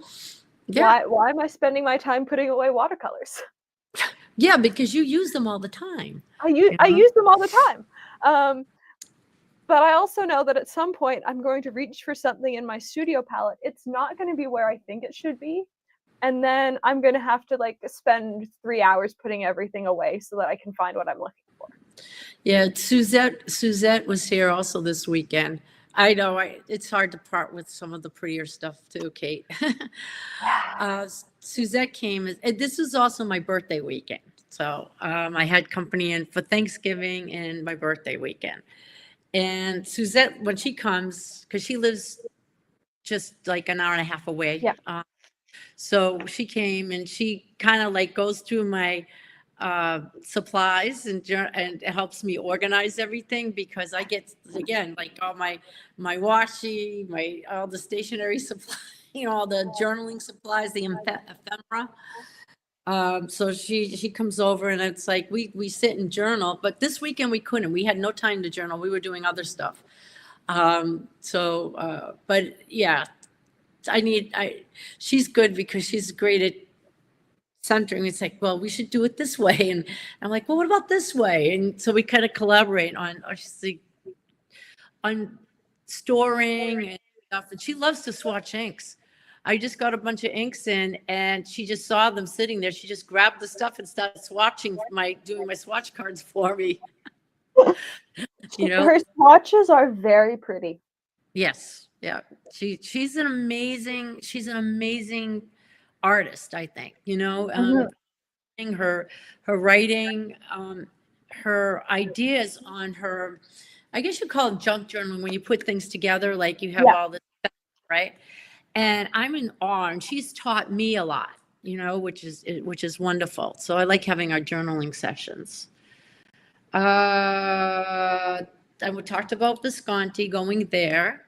And the last one was Naples. We went to Naples and we went to Leonardo. And the cool part in Leonardo, talking about celluloid, was I'm sorry, Salvatore's father was there, Ciro. Ooh. And, it's great learning about all the old Delta, whatever, of the history of all the pen manufacturers in the Naples area. And Ciro started up his own machine and his own lathe, I guess, and he got a piece of celluloid. Okay. And he turned a piece of celluloid, and the shavings that came off, he took a bunch of shavings and he started passing it around for us to all smell the celluloid shavings. And he was showing how you turn the pen Yeah. and the body of it. And that was really cool. And then Salvatore took us through all the, like, how someone does all the clips, all the pen clips, how the pieces have been put together, how it goes through these, and it gets buffed out and everything, and how they get all the little, how they're all attached. And it was just amazing to watch. It really was amazing to see and watch that part of the process. And he's moving where he is now, where his offices and his factory part, they're moving in the same complex to a bigger spot and Okay. opening up. And so when I was at the San Francisco Pen Show, helping out at the Leonardo table, across from us, I had Mark from Coles of London and Aboya. And Aboya makes Okay. amazing ebonite rods. And I figured, how cool would that to go pick out a couple of rods. And Salvatore went with me and helped me pick out the rods. And he has the rods to make my pens. Oh, that's so cool. Right. So I got to pick out different things that I wanted on the pen. So he has them there. So when I went to the factory, there are my rods sitting there with my name on it. Now it could take about 6 months or whatever, because they're, when it's yeah. And then while my friend Jay and his lovely wife Beth, Jay had, with Jonathan Brooks, designed his own rods, Hmm. and Salvatore made his pen. We called his rods Blue Jay. It's a gorgeous blue with gold shimmer, diamond cat, whatever. It's just gorgeous rods, and his pens came out wonderful. And I was like, oh my God, I really love that. I really love your pen, or the rod that Jay made. And it's like, I really want one. So the night before we were going to Leonardo, Jay was, he loves to kid around, and he's like, Claire, I don't think you're prepared to go visit Leonardo. Really? I'm like, what do you mean I'm not prepared? I help out Sal and Salvatore and everything. I said, what do you mean I'm not prepared? And he's like, and he pulls out, he had a couple of rods with him, and he gifted me the rods so he could make a Blue Jay pen. That's so cool. So not only does he have the ebonite rods, my ebonite rods, he has the Blue Jay rods, and he has some other celluloid rods there. And I said, okay, so he's making me like 5 pens. So like the longest it takes, it's great because he'll make the pens and then, take your time, maybe pens at a time. I don't care if it takes a year right now. But, spread them out a little bit in the production line. Yeah, just spread them out. Give me some time to recoup. No, Leonardo makes, I have 2, I can't believe I'm saying these words. I have 2 Leonardos, both of which have been sent to me. one that you have the same one of. Yeah, from the Golden Bella Pop, Donate. which is an absolutely stunning pen. It's gorgeous. It's beautiful. I So mean, stunning. the resins on it, it's And they look it's really, so different. Your pen is such a different color than mine. And then I every have, yeah, everyone in that collection was different. well, that's the thing about resins and working Yeah. with different resins, because depending on how the pen is cut, or the rod, when it's turned and stuff, because you don't know where things settle. And it's so funny because I have a Visconti pen, and that I got a while ago, and this is before I realized that you can, if you're unhappy with something, this is like early on. Okay. If I was so unhappy with the resin on it, the way the way it came, versus what I saw on the website, I could have returned it, but Peter liked it, so he uses it. But I was like, the streak of color, it wasn't swirled. It was like this one big streak, and I was like, I really don't gravitate. It doesn't. But he likes it, so he uses it, so that's fine. But I think that's great that he likes it, and but each one is different, and you'll never. Some people are like, well, why is her pen different than my pen? Well, no two rods are alike. No. And the color variation, like there were some of these that were like very dark purple. Mm-hmm. And I would say mine is very pink. Are you a pink girl? I am, and I quite like it. It's very pretty. It's very pretty Mm-hmm. in sunlight. But the only pictures I'd seen of it until I opened my box were the purple version. And I was like, oh, this looks totally different. And it was also the very first resin pen I owned. And so it was like, oh, okay. This is the color variation people are talking about. Mm-hmm. But I I knew, don't know if you ever saw, Heinz Company. yeah. They had at one of I can't remember which pen show I was at, but I went to see her pour resins on how she does it and mixes it up. And then a few hours later, we go back and it hardened, and she took it out of the, Mm, you know, that's uh, cool. it was very cool. I think it was I want to say, it might have been the Orlando Pen Show last year, not this past year, in 2023. I Oh, think, okay. but we all went back, and then she kind of got it out of once it hardened and everything. And it's pretty interesting. You can kind of mix it, and it would be kind of cool to do. I would love to go and do a whole rod type thing where you go and stir it up. Oh, And yeah. Well, because they can be so. Here's the other Leonardo round. This is the limited pens Korea one. Like this one is just so different than yeah, that's like beautiful. you can have so I've, much I've, variation in resin pens. everything, because then when I was at I worked at the Leonardo table in DC and in San Francisco. Okay. And I'm going to do it again for 2025. I told them that I would help out. And I love doing, it's fun for me. I would think that it would stop me from buying and shopping. No, I no. honestly I love being behind a booth. It's so fun. I loved being behind a booth with Esterbrook. I've already told them for next year that if they do Scriptus, and again, I want to be behind the booth, and if they end up doing Chicago, I would love to be behind the booth. It is so enjoyable, and I honestly spent about the same as I did the year before at Scriptus.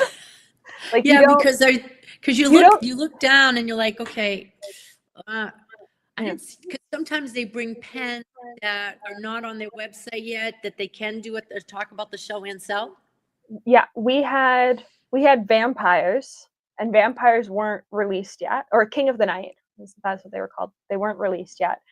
We had 4 Golden Gratitudes because we had the stash of Golden Gratitudes that they'd held on to in case there were any issues with people that bought Golden Gratitudes. Mm-hmm. But by the time the event happened, Golden Gratitudes like the return period for them had ended, and so they were selling them, but they weren't on the table. People just had to ask for them. Like people had to go, "Oh, I really liked that pen," and then we got to pull them out from behind the Yeah. table and go, "Actually, we've got them for sale." Um, what else did we have? Like we had Jurassics, which weren't out yet. Like it was just, oh, and we had Bungo Box. We had the Bungo Box Esterbrook release, the pink one. Yeah. Those were gone. The show opened at 10. They were gone before 11 a.m.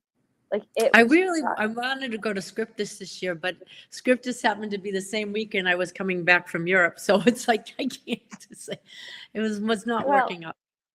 it's an easy show to book for. It is always the last weekend in October. Yeah. So it's always the same weekend. Yeah, I was really contemplating, but it was because of our trip and stuff. There was just no way that I could get off a plane and go back on a plane the next day. So, That's fair. So I really wanted to do it though. I said, so maybe next year. Oh, so she has both the King of the Night and the Jurassic with the Fude. Nice. Yeah, because Nice game. the Fude was released with the Jurassic pen. I think they'd been available at London the week before, and then we had them at Scriptus. Oh, Paper Mouse. I like Paper Mouse. I've been there. Yep. In Boston, when I have to go up to Boston, I go there, and it's a really cute little store. So I follow them on Instagram for absolutely no reason, but their store's super cute. It's super cute. I went in there and I'm like, okay, I like this and I like that. In fact, I bought some Traveler stuff the last time I was up there, and I'm gonna go to Yoseka this week as well when I'm in New York. I like all the when I went to do Stationery Fest, I could never get into the store. Oh, that was a whole other, yeah. Yeah, the Stationery Fest, I just was very unhappy with it. So, I have a policy about not going to events the first year of the event until I can see how they play out accessibility wise. Yeah. And everything I saw from Stationery Fest told me that I would not want to attend. No, I would rather. I thought it was poorly organized. And I mean, yes, there were some things we could do and have fun, but it was extremely crowded. And one of the things that when you were like a pass holder, at other shows, when you're a VIP pass holder, like you get to go early, you get to do a few other. No, we had to go wait. Like Chicago last year, we got early shopping. Yep. Saturday shopping, or Thursday. The show started on Thursday. We got to shop all day Thursday. Was just people that had a weekend pass. There was a pizza event. There were other evening events. Like it made sense to have a weekend pass for Chicago. But yeah, I'm going to Chicago with my friend Sue, and Sue Beck. Yep. Yeah, Sue Beck. So Sue has done 20 questions. That's right. I forgot she did 20 questions the same time I did. Yes, I remember that now. I believe Kari kidnapped both you and Sue. Yeah, she did. I love Kari. She's super cool. She's great. And but yeah, we're gonna. When I was in Europe, I got a text from Sue. She said, "I bought the VIP. I didn't even ask you. We're going to Chicago Fest." I'm like, okay. So it's fine. Our tickets are. See, I haven't even bought because I am yet to find a sponsor for the event for 20 questions. We booked our hotel rooms. I don't have my tickets yet. Well, that's the thing. I tell people, if you think about going to a show, book your hotel room because you don't get charged until you don't get charged, and you can cancel up to 3 days before the event. If you don't know that you're going to go to the event 3 days before the event, I mean, you should know because you have to book your airlines or whatever. Yeah. But so I always tell people to go ahead and to go ahead and if you think you're going to go, just book the hotel. You can always cancel that. There's no charge or penalties. And right now I'm finding for the airlines to be a difficult to go to Chicago right now. And I'm hoping that it changes because now with season, or more travel, there'll be more options. But I'm not leaving Florida to go to Boston to go to Chicago. Mm, So I'm trying different. I have to look at different airlines to see what I can get. Because last time I went to Chicago, I know it was a nonstop flight, and I have to check when I went to Chicago in May what airline I used. But if I usually always use JetBlue, and right now JetBlue is going from Florida to Boston to Chicago, and I said I'm not doing that. yeah, I don't know if we'll drive or we'll fly. Like it's a 9-hour drive, but it costs about the same to drive or to fly. Yeah, Normally. for me, I'm not going to drive by myself, so it's just too Fair, long of a drive. It's just too fair. long of a drive. If there were a few of us going from here, it would be different. We could always take Mhm. turns from there. But I really don't need a car when I'm there either. So, Yeah. but let's see. Now, let's wrap this up as far as, All right. um, and by the way, so I did not only do pens while I was in Italy. We got to do a lot of other sightseeing stuff, which was pretty cool. When I was in Amsterdam, I went to the Van Gogh Museum, which was really cool. Then in Italy, of course, I told you, like in Venice, there was no pens. Did a lot of St. Mark's. We went to the Jewish ghetto. Got to go around to different places and walk. One day I went out by myself from 10 in the morning till about 4 in the afternoon and just kind of got lost through Venice and just walked. So I enjoyed that. In Naples, after we left, we left Leonardo the next day. We went and toured the Amalfi Coast, which was amazing. It was absolutely beautiful. We took a drive. We had the driver that took us on the drive through Amalfi and then took us to the train station. We did planes, trains, and automobiles through this whole thing. So, and then our last stop on this was Rome. And then, we went to the few museums in Rome and got to see the statue of David and no, wait a minute. Am I all screwed up on my thing? No, sorry, take that back. David was in Florence. We went to the museums in Florence. In Rome, we went again I wanted to go to the Trevi Fountain. I was all excited. We go to the Trevi Fountain and it's closed. Under Yep. construction. For there's some big event happening next year. Yes, so some anniversary. So I was all upset, and I was kind of more upset with the travel agent. They should have known and said, "Hey, there's a big event. There's a lot of things that you'd want to see." And anyway, in Rome, we did a walking tour. The Rosens and my husband couldn't do the walking tours. The cobblestone streets were just too hard. So he would kind of stay back and kind of work. He still had to do some work and stuff. So while we're away, those walking tour days, he could get work done. You can work from anywhere with your laptop, right? Yep. So, and again, we went through the Jewish ghetto. We went to oh my God, the markets, the fresh fruit and vegetable market were just amazing. I said if I had rented an apartment in Rome for like a month, I could see what I could cook. I've never seen vegetables just so amazingly beautiful.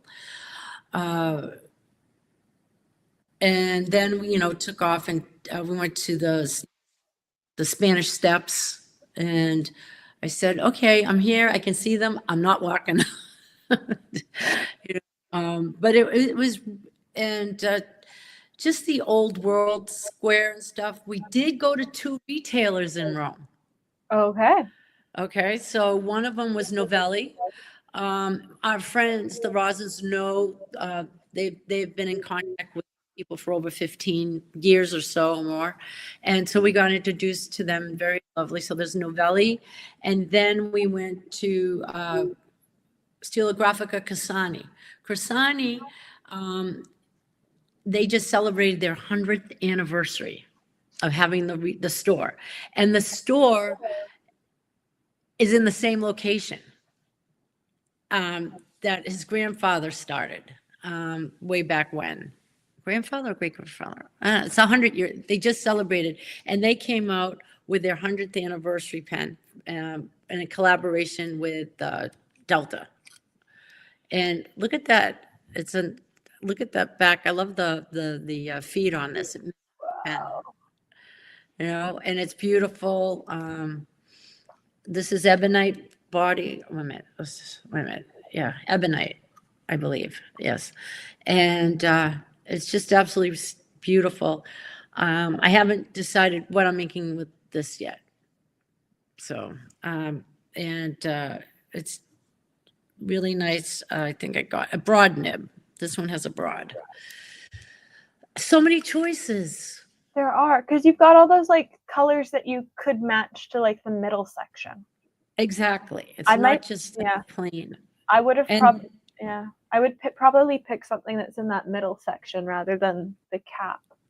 Right. And this one here, this cap has like some sparkle on it, like a sparkle on it. And they did 3 colors of these pens, and they're only 25 per in the collection. So it's very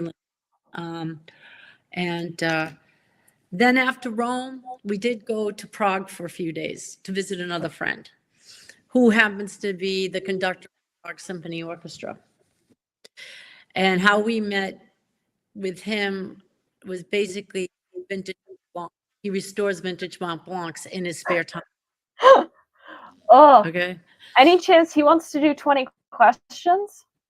He probably would love to.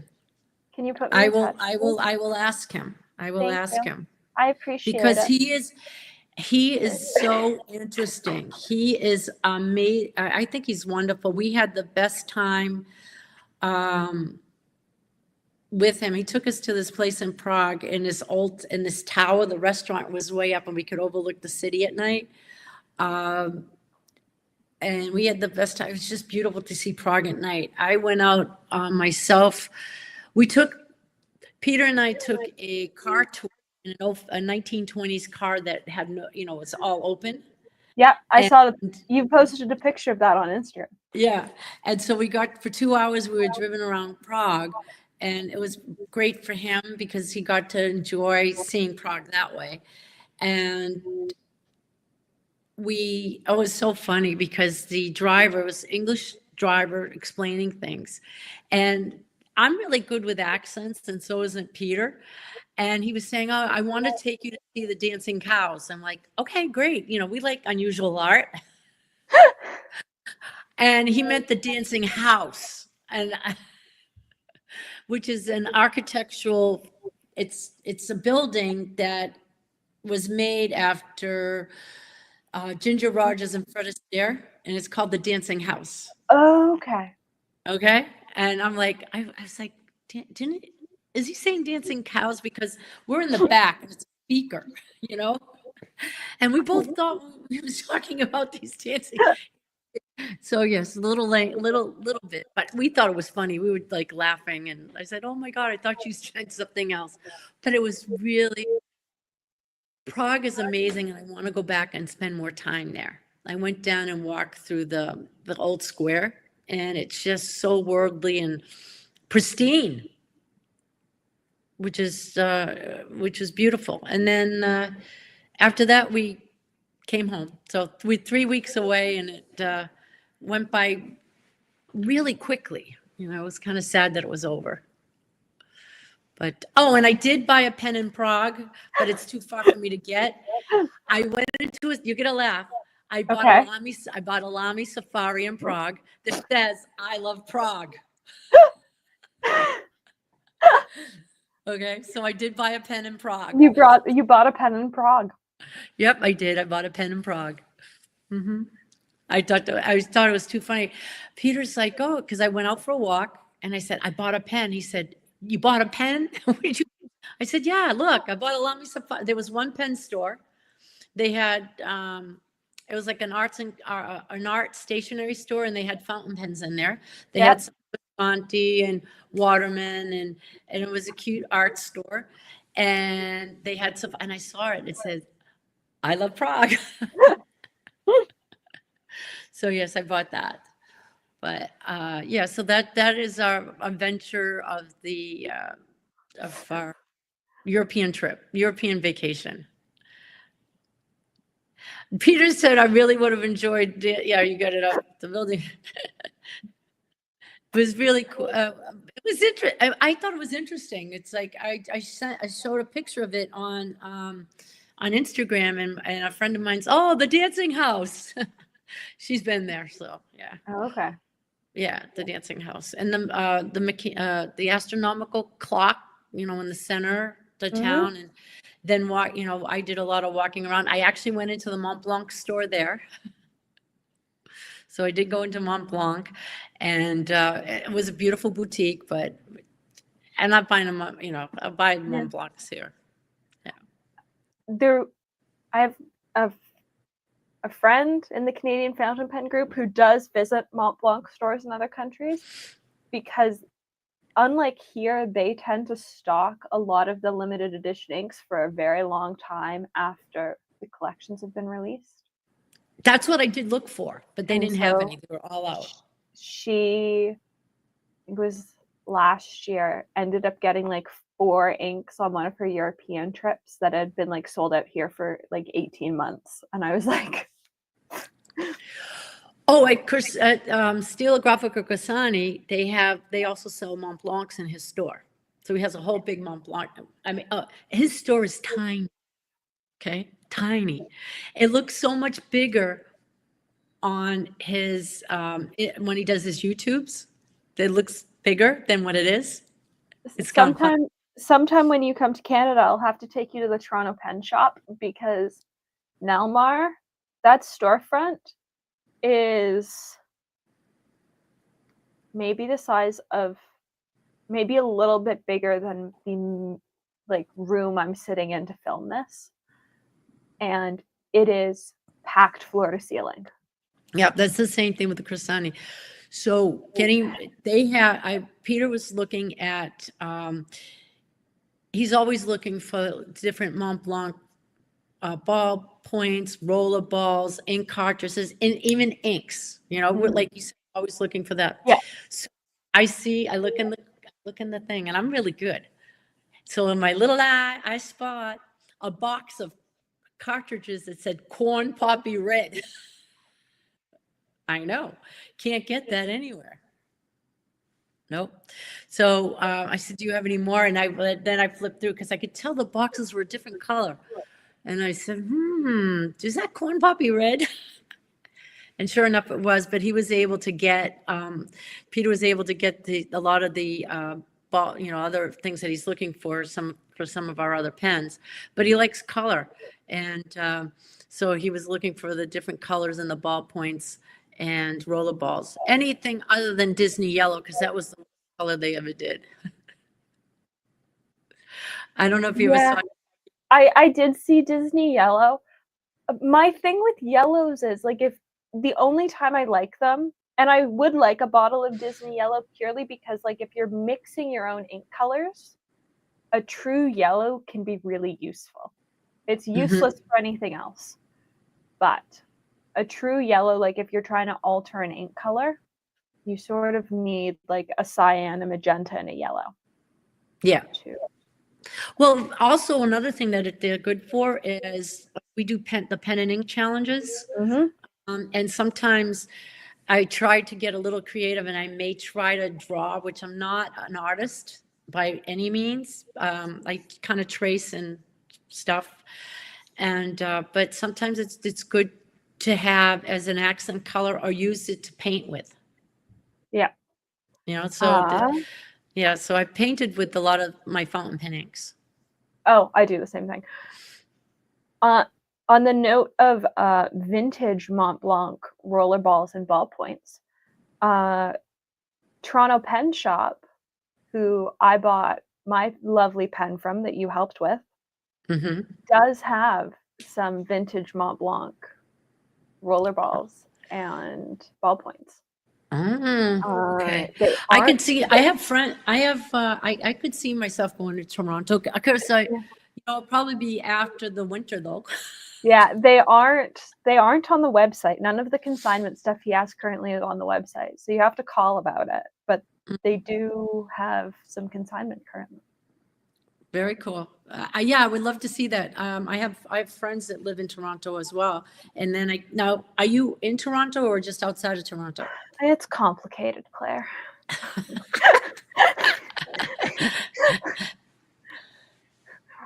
Right now, I am at this moment not in Toronto. Okay. We'll leave it at that. It's We'll leave complicated. it at that. It's complicated. Okay. We'll leave it at that. And I can totally understand that. How far are you away from the Toronto Pen Shop? When we're in the city, I'm about 15 minutes. Oh, that's not bad. No. Oh, no, that's pretty close. Yeah. Yeah. It's a pain to get to right now because the distillery district's having a Christmas market. And so parking is not actually at the distillery district right now. It's a couple blocks away, and it's a bit of a. I lost you. Did I lose you? Am I back? You're back. Yeah, I got you. Okay. The distillery district's having a Christmas market. It's a pain with crutches. Parking's not at the event. It's a couple blocks away. So I sort of avoided until like mid-January. Yeah. It was like I saw Nelmar mid-November, and he was like, "I'll see you again January," and I went, "Yep." Yep.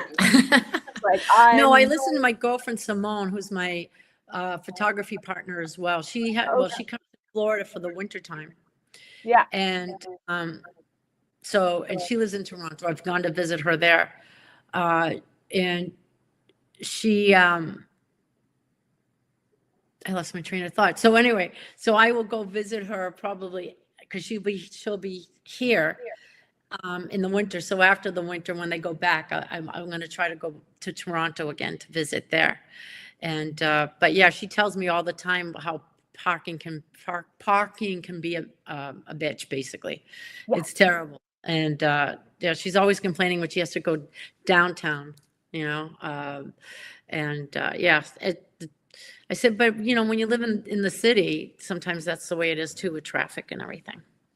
Yeah, and right now we have 2 transit lines being built in the city of Toronto. So you've got entire street walks being dug up.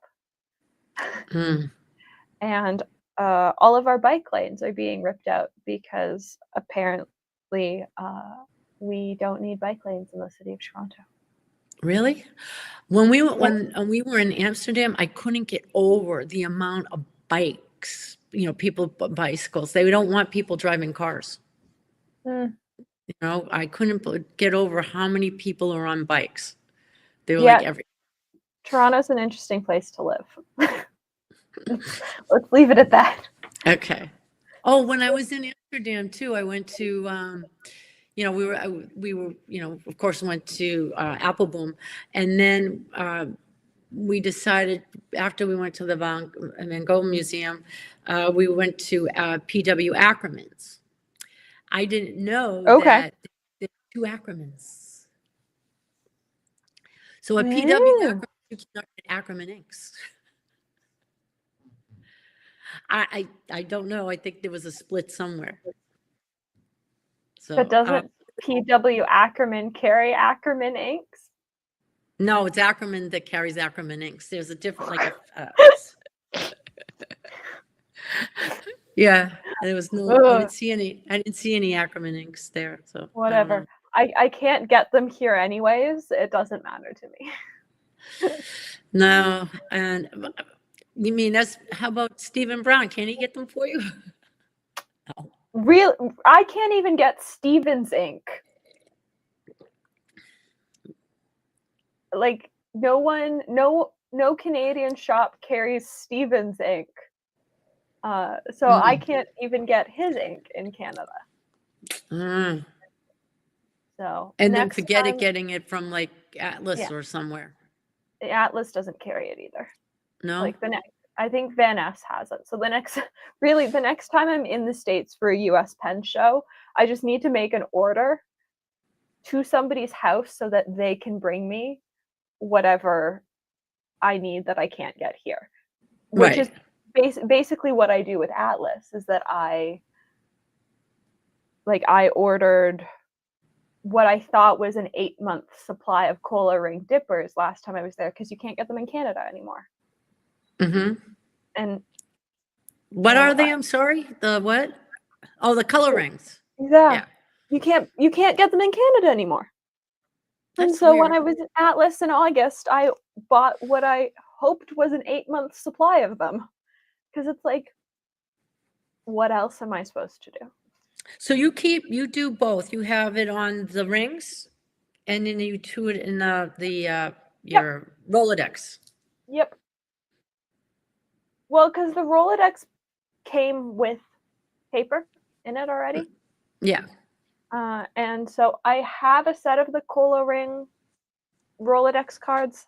I haven't opened them because, for the most part, I find that the Rolodex actual paper, if something feathers on the Rolodex paper, it's going to feather in my notebooks. Mm-hmm. Whereas lots of things won't feather on the Cola Ring paper, but then will feather in my notebooks. And so I'd rather have it tested on a paper that's going to act more similarly to what I use. And Mm-hmm. if it's something that I know is going to sheen a bunch, yeah, I'll use Cola Ring Rolodex paper. But other than that, like, it doesn't matter to me. I would rather have a better representation of what it's actually going to look like on the paper I write Right. on Do you use Fountain Pen Companion to? No. I it. just started doing that because we have I don't even, it's an obscene amount. I just, and I guess you can do standings. I'm not, as far as like people that own bottles of ink on the bottle stuff. So I'm not near, there's more people out there that have more bottles than I do, Yeah. but I think I've seen amount of bottles of ink. Yeah. So I use a spreadsheet, which is nowhere close to being up to date. That's a Christmas break project. Mm-hmm. I don't think I've updated it. I think I updated it after Chicago, but I don't think I've updated it since then. I find, yeah, well, that I was doing an Excel spreadsheet all the time. Yeah. And I just found it easier, believe it, it's Fountain Pen Companion's a free thing. He does take donations, but it's a really interesting, I think it's an interesting site to use. It's fairly simple. I inks you can have on your inks, you can have that choice of being private or public. And public means that it just calculates where you are in the standings with the amount of bottles. So I don't care if people know. I think it's kind of fun to look at the standings. But if you put pens in there, pens are kept privately. Oh, that's So probably a good thing. no one can really see what you have for, uh, let me see. I'm going to go right now to my fountain pen companion and I'll tell you if it comes up. Oh, yeah. So right now it tells me, oh, I don't even want to tell you how many. I'll just tell you where I am in the standings. That's fair. Okay. As far as the amount of inks, your rank on the leaderboards. Okay. Okay, so I'm like 135 on brands. So that's where I'm ranked. I have a friend that's number 14 on brands because her goal is to own as many brands as that is out there. So there's, I'm on bottles, I'm ranked number 44. So there are people that have more bottles than I do. And on inks, oh, I get it, 105. And I think because we have a lot of doubles or triples, because we're always worried if we have an ink that we really like, if it gets discontinued. Peter's like, do we have more than 25 ink bottles? He's trying to throw me under the bus and saying how many. He's Yeah, but also, does Peter understand that this section of the shelf is quadruple? Actually, it's 5 stacked and 3 to 4 high. Like, I'm just hiding it. Like, but also, this doesn't include any of my doubles. I'm looking at my pile of doubles because Ferris Wheel Press just discontinued almost 40 colors, Really? including the main color Mom uses and my 3 core colors. And so I now have 3 bottles of Madame Mulberry, 2 bottles of or 3 bottles of Dusk and Bloom. Mom has 2 bottles of Stroke of Midnight. I have 2 bottles of Grape Ice Pop. Like, this is absurd. And there is not space for them up here. So I just have a pile of duplicates. Well, I have a big, see, like I have these storage cabinets here. Yeah. This is the dining area. I won't give those up that's for dining, okay? But we have a big TV, the same kind of setup in the TV area, and all those drawers have inks in it. And then over here where I have inks over here on this side piece, and it's just ridiculous. And we end up having Peter didn't realize that I ordered the Great Gatsby, the new Mont Blanc Great Gatsby ink, and he ordered it himself from Touffet, and I ordered it from Mont Blanc because I was on the phone with my person at the boutique I go to and says we have it. So we had 4 bottles of the Great Gatsby ink, which I Did you just gifted say 4? 4. But To be fair, I gifted 1 bottle away, so I you did get gift your 1 one bottle. bottle away. So My now I have sales 3. associate offered me the ability to purchase it, and I went, yeah, I don't do greens. It's Like pretty. yeah, but I don't like Yeah. I'm on the Jane Austen wait list because they think they'll be getting more of it.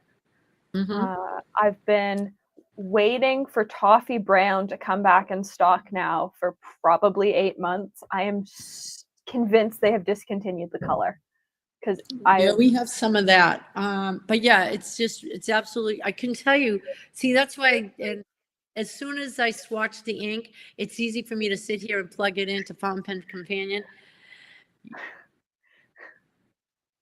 Okay, see? If I go, let me see, if I go to my inks and go to look at the only thing I wish I could do is search it by, I can search it by, let's say, Mont Blanc, right? Yeah. But it won't tell me how many, I'd have to count it myself, or the spreadsheet, it's a little different. That's what I like about this. It's in alphabetical order by swatch, by brand, and so. Well, I can just go down to let me see. I can go. They keep them in order, which is great. So I can go down to, I have 2 bottles of Irish Green. Okay. I can look at this way. We have a few of those. Peter's like, as soon as we you start using a bottle and we like the ink, we have to get another one. We're afraid we're To gonna. be fair, I like Peter's logic there. Yeah. If Mont Blanc ever discontinues Midnight Blue, I might just have a meltdown because it is the only dark blue that I use, and it is absolutely stunning. Yeah, it's beautiful. It's a beautiful color. I do like my. So pretty. Yeah. Oh, it's so funny. I want to do more videos because I keep saying I'm going to do it, and the problem is with traveling so much, it's really hard to sit get into that frame of mind where I have to think about what I'm going to say. I'm off the cuff. I'm not scripted. Okay. Oh, I don't script anything. No, I don't. No. Other than the 20 questions list of questions, which even after 50 episodes, I still have to read out the questions from my phone because I don't have them memorized. No. Nothing on this channel scripted. Right. I'm just like looking because we have a bunch of writer edition. Like I said, I wanted to start taking some of like my Mont Blancs and like the writer's edition and just Mhm. kind of go over the pens and just kind of this is what we, and I do use, that's but the problem is I want to do them and say, hey, and then show some of the ones that are already inked, but I'm not inking every single writer's edition, you know? Nah. Yeah. I just I do videos like that where like sometimes I just dip a pen for a video Yeah. because I don't it's way easier to clean a pen that you've just dipped than to fully clean a pen. Well, I did that with my Alfred Hitchcock because I wanted to use the Alfred Hitchcock. It was a pen and ink challenge, and the Alfred Hitchcock pen fit the theme for that day. Mhm. And I ended up using that, and I'm like, and it writes beautifully. But I said, until I unink some of these other pens, but I said, I'm just going to dip it. And I Yeah. did dip it, and I got to write a whole lot with it. And I'm like, this was way easier than filling it up to clean it. No, I dip stuff all the time, which Yeah. is part of the reason that I'm realizing that I can clean out so many pens is because really there are probably 6 pens that I reach for fairly often. They're Mm-hmm. the ones that I have like assigned or I have assigned colors in my planner so that I like know what's going on when I look at something. Like as soon as I see the color, I know, oh, this is a YouTube video, like etc. And so really I just need a pen inked up in each one of those color families. I Right. don't need all these pens inked up. And they don't also have to be the same pen that I've been using. I can as long as a pen has a similar color of ink in it, it still serves the same purpose. Exactly. I agree. I agree with that. I mean, that's why I get so frustrated. I get a little frustrated. Like, I'm like, oh, but I want to use this pen, but I have too many pens inked. Okay, well, I have to write with this. So the pen runs out, the ink runs out, so I can justify inking up another pen. And then I'm like, why am I filling up the pens all the way? I could just fill them up a little bit. I love doing partial fills. Yeah. So I'm Very learning. I'm learning through all this process of, you know, but yeah, I have videos that I'd like to do. There's, um, the video on the reasons why I buy certain pens. mhm. Uh, there's, a few other, basically kind of talking about the collections a little bit and, what I've learned at my age and wanting to just have fun now. At this point in our lives, we can sit back and have fun. And, we've worked very hard our whole life since we were kids. I grew up, yes, I said I grew up in a factory, but we weren't handed stuff. We had to work for it. So now that, things are done, now we can sit back a little bit and enjoy it and penable when we want to. And, you never know what we'll do because we love, sharing the joy a little bit and just have fun with it, and if I can help other people out, that brings me joy is helping other people. Oh yeah. Like it and it's a fun I don't know. I'm enjoy writing with a fountain pen so much more than Yeah, any it's other writing instrument.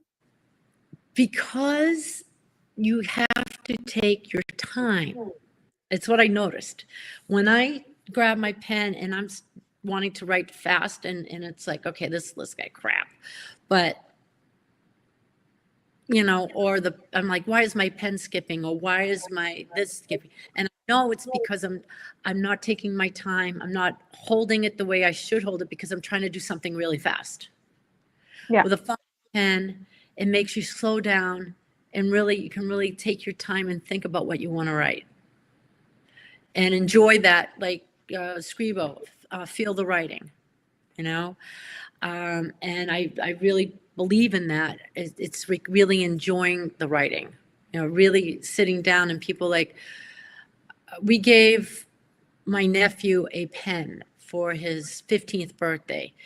It was Peter went to the store and he said, I got to teach this kid, my nephew Peter at 15. I have a nephew named Peter. Too many Peters. And we got him a ballpoint Mont Blanc. Okay. Okay, nice starter pen, because he just got into prep school, so it was a combination, birthday present and congratulations, you got into prep school. Oh, thank you for the pen, but I don't know how to write.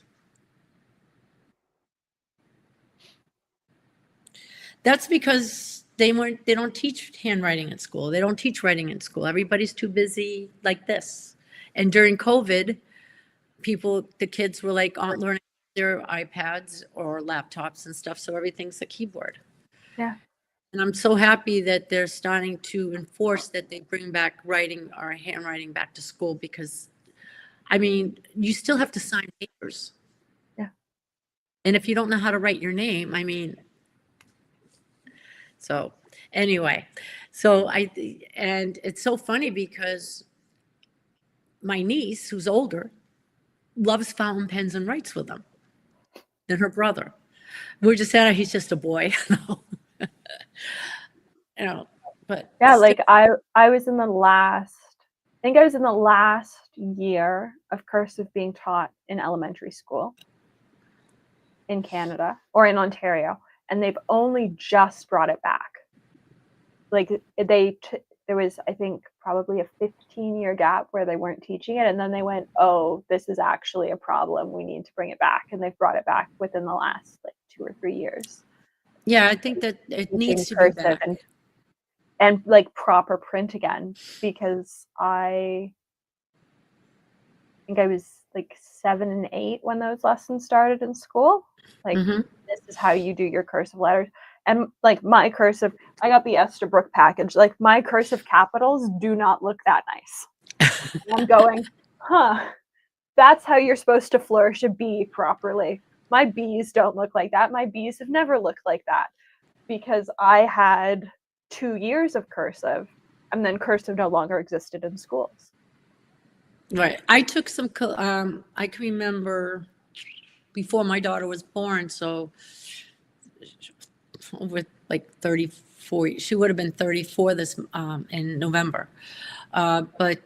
So before she was born, I was taking, so about 35, 36 years ago, I took calligraphy classes. And, just to learn, I always had great handwriting. My mother did, my grandmother did. So it was something that, took the time with, just to, have some pretty handwriting. Now at this age, and I'm 63, or my husband says, oh, you've turned 20, 21 3 times. I still want to learn different fonts. I still want to learn more. Someone said to me one time, when do you think you've learned enough? My answer was, a stupid person thinks they know everything, and a smart person wants to still learn. My grandmother is 88 years old and still takes continuing education classes.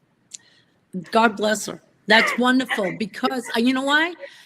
People that are retired, if they don't do something, they need to do something. They need to keep using their brain, basically, because I've seen it with people. I have a girlfriend now who's 67, and she's got dementia, and COVID was a big part of that, because they didn't do anything. Was she predestined for it? Probably. Oh my God, this is so cool. I love that, Amy. That's wonderful. My grandmother takes continuing education classes, and meets up with her friends once a week to craft and complain about life. Oh yeah, Claire, your husband's right. 3 times 21. Yeah. He's always right. Yeah. Oh, I forgot he was listening. Who knows? Peter might have gotten distracted. He might have. He could have if he hasn't responded, maybe he won't, he's snoozing. Um, I have a friend, she passed away a week shy of her 105th birthday. And I was out with her a couple of weeks prior. She used to be on Instagram, Facebook. She used to help out at the charity events. Yep. She was amazing. We were out for brunch and we had amazing conversations. What happened was before she passed, she got pneumonia. She was sharp as a tack. It's because she kept doing things. She kept keeping stuff. Nope, right here. Proud of both grandmothers. Yeah, they're amazing people. Oh, yeah, he's yeah, I work at a community college. That's great, Kate. I think people need to keep doing something, and that's the reason why I want to keep learning. I mean, we still have a business up north, and I help out when I can. Peter does primarily most of everything now. From here, we have a great manager, but he's on the phone with them 10 times a day. So we keep, we keep doing stuff, and that's why I keep wanting to learn more, take some classes. I go out and shoot them. I haven't picked up my camera for a while since I got more into the pen stuff, but eventually I will get back to that. On the note of handwriting, so Mom a very long time ago had made the comment that my handwriting had changed significantly with the brain injury. I did not realize how much my handwriting had changed until I was going through papers from university, because for those that don't know, I was diagnosed at the end of first year. I passed most of my first year exams with stage 4 cancer. And I pulled out one of my final papers and I was looking at it and going, whose handwriting is this? And it was mine. But because my handwriting has totally changed, because the side of my brain that works has totally changed. And so my handwriting is basically unrecognizable to anyone in the family. Everyone else in the family recognizes my previous handwriting. And I recognize my current handwriting and look at my old handwriting and go, I don't know who wrote this. You'll get back to it. Peter wants to know what other than the Toffee Brown or the Jane Austen ink, any other that you're looking for. Pop Pink is on my list. Oh my God, you want to hear something funny about Pop Pink? Yes. So we had because I want it. You know which pen I want it for. We've talked about this pen before. I want it for this pen. Pop Pink would be perfect for that. I know. And again, much like Toffee Brown, I've had it on order for months, and the boutique just hasn't gotten any in. I also really like the Arthur Conan Doyle Writer's Edition. Oh, wait a minute, I think I have that one too. I believe I do have that ink. Let me see. Do I have the? No, I don't have that one. I'm sorry, I take that back. I have the pen, and I'm looking for the ink. See, the pen is.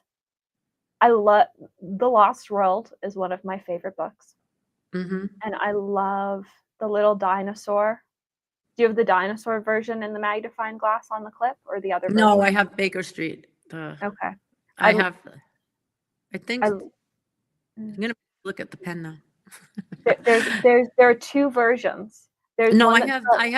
I don't want to see some. You know how they have the special editions, and they have the special editions are the. I don't want to say cheaper versions because they're expensive as it is, but yes, but I tend to like a resin grip section more than silver or steel one. Yeah.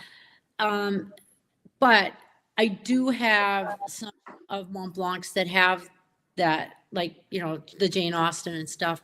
And they're fine. They write lovely. I can write with them, but sometimes depending on the section or how it fits with my hand. But yeah, it's no, so I have the other one, but hey, if anybody, if one became available to add to the collection, that was probably very reasonably, it'd have to be very reasonably priced, you know. I Um, just I love the little dinosaur in the magnifying glass. Like, it was the mhm. first Mont Blanc special edition and still the only one that I've absolutely fallen in love with, and it is so far out of my price range of, Yeah, like, I actually made the one that I got, a friend of mine was selling his. okay. And this is funny. Okay, so I got to do pop pink and this story. So it's Yeah. funny. So he was selling his, and I said, nah, and it's previously loved, but I know his pens and he keeps them really well. I said, no, I don't want to spend that much right now. I have to wait on order on my secret source. It's his job to get them to you. Yeah, okay. See what I mean? That's the way he is. He has a secret source. Oh, don't. I want to give you a hug now.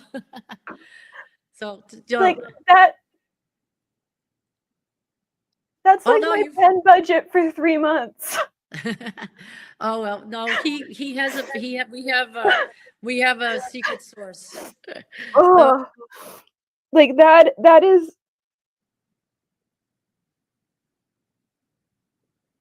I have to get a sponsor for pen shows because, like, I have no income, and so a most of this ink is from friends' collections when they destash. Like, I do not have the money to be in this hobby, um, and that's like my pen budget for 3 months. well, yes, I will. We will get them to you when they're. So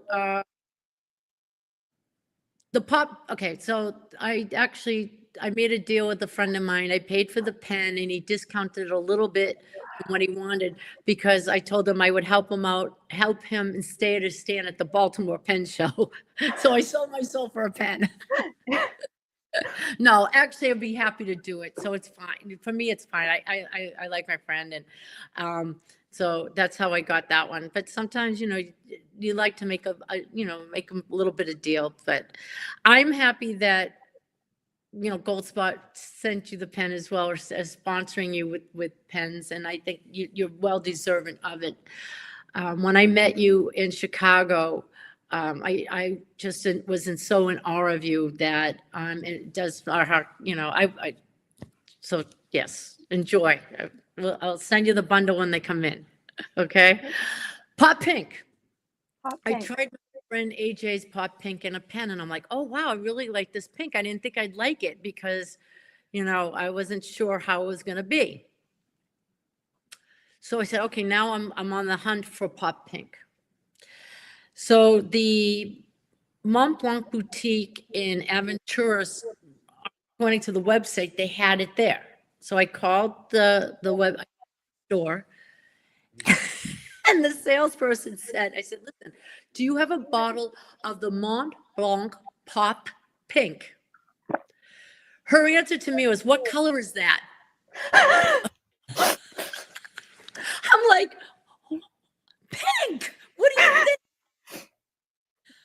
She had no clue. She took my number, never called me back. I'm like, okay, I wasn't about to drive to Aventura to go get a bottle if it wasn't there. Okay, Yeah. because Aventura for me is about, on a good day with no traffic, about an hour and a half.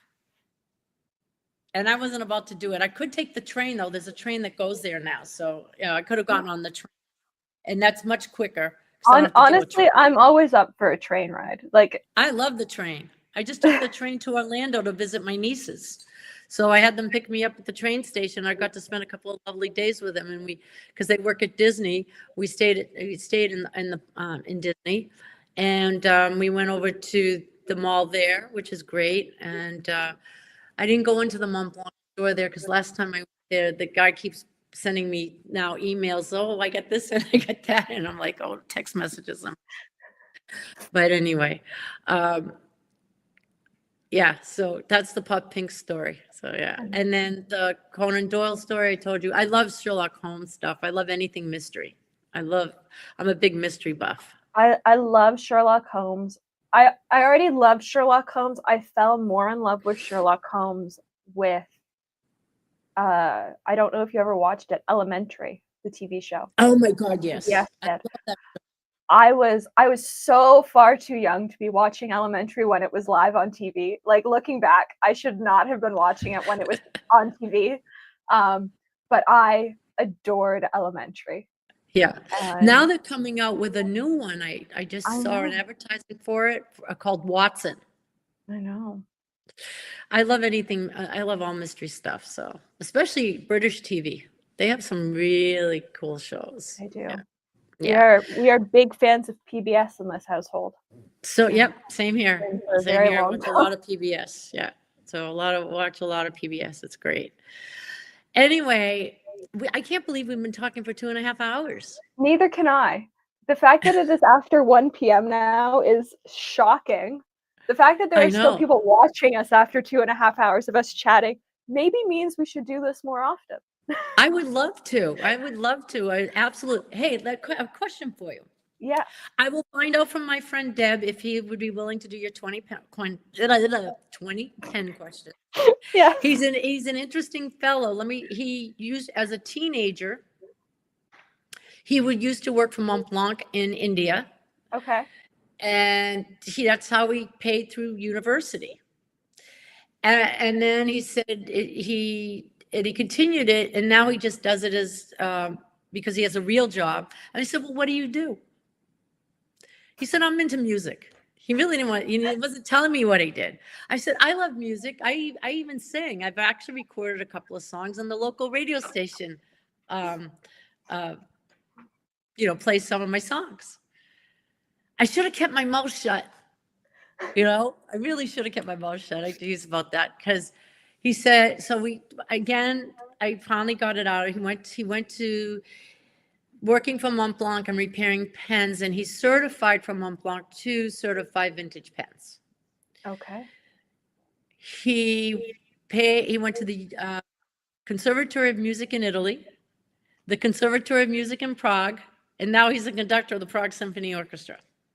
And he's the sweetest, nicest person. I really, he's become a dear friend. And his wife is a concert pianist, and they have 2 kids, and it just is really, really nice. Oh, thanks. We will, Chris, thank you. We should do it more often. We should. Yes, I think it needs to turn into a monthly date. I would love to. That would be great. And say live. Fountain Pens Live. And what have you had someone reverse and ask you the 20 pen questions? I have. Oh, very cool.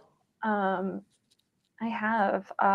Deb, who did Fountain Pen 20 questions at the Chicago Pen Show, asked me 20 questions, but then also came into it with some questions of her own. So it was 20 questions plus some bonus stuff. Yeah, a bonus episode or bonus track, right? Yeah. It was, here are the questions you ask everyone, plus some questions that I have for you. Yeah. Very cool. Very cool. Well, it was wonderful. Thank you for having me on your channel. I really appreciate it. Thank you for coming on. It was You're lovely welcome. and fun. And we definitely need to do this more often. Yeah, let's plan on it once a month. I would absolutely love it. I briefly touched a few things, maybe kind of, I like it organic. It's organic. We don't have to have anything, just say, hey, what's going on today? You just go exactly. On, the next one will be like early January. It'll be after Christmas, and I'm sure you and I will have gotten interesting things for the holidays. Yeah. Oh, thank you, Kate. Awesome. Thank you. Yeah, it's so funny. We put up the Christmas tree and stuff because, I have some stuff here that I'll have another tree that gifts that we've gotten for people. Yeah. Peter's like, he said, Claire, I don't really have any. It's like, Peter, don't worry about it because I'll say to him, can I get this pen? He said, yeah. I'll say, oh, I really like this. Can I get this? He said, okay, that's going to be your 115th birthday present now, till I'm 115 years old. We Yeah. tease about that, or this is that. And it's more so when you get to be our age. Like I said, married for 40 years. Um, yes, he still surprises me with stuff, which is wonderful. All of us, like, um, I did a video on my channel on the Monte Grappa chef pen. So that was will surprise me with a pen. He'll think about it and say, I think she'll like this, and he'll surprise me with it. And I'll surprise him with some stuff. But for the most part, but I'm sure I'm going to Fountain Pen Hospital this weekend to help at their event. And when I was there for Stationery Fest, we went to see Manu for a day. We went there. And there's a back room. And in his back room is filled with vintage pens that he doesn't even know what he has. So guess who's going to hang out in the vintage room? You. That's right.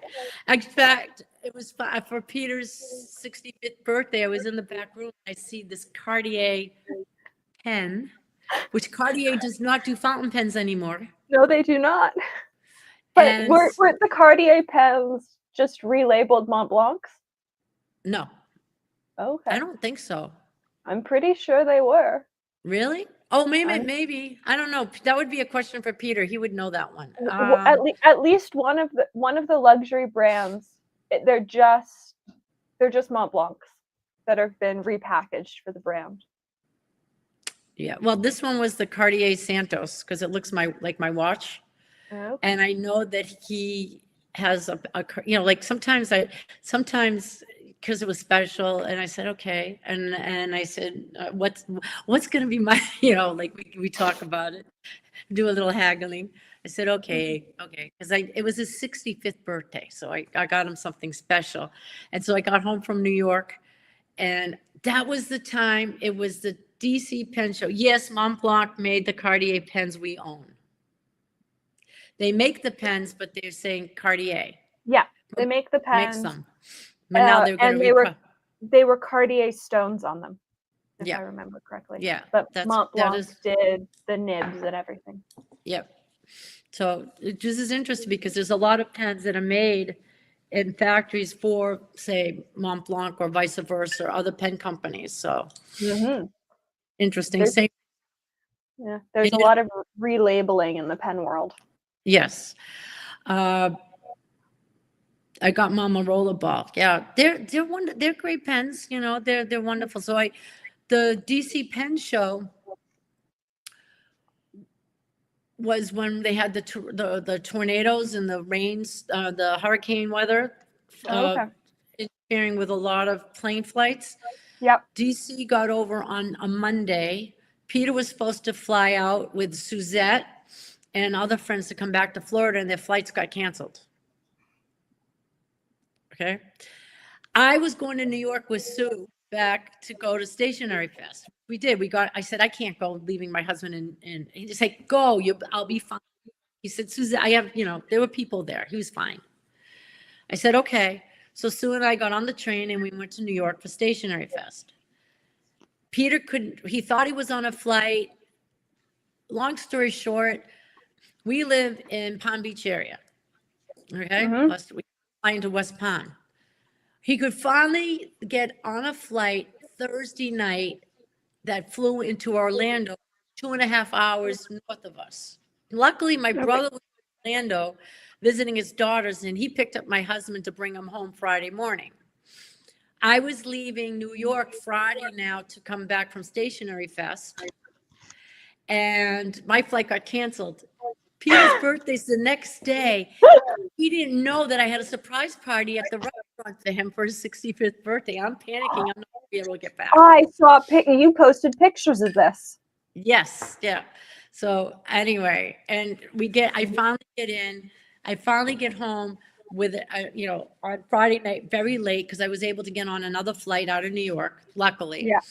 And I get in, I get 11:30, so a half an hour before midnight, so I could come in and wish him happy birthday, and everything went off, like without a hitch. And we had company. Peter, I said, because Suzette, he didn't know Suzette and her father and sister were coming up. They was the hotel, and I had my brother and his wife and we had a whole group of people, and my other niece was coming in.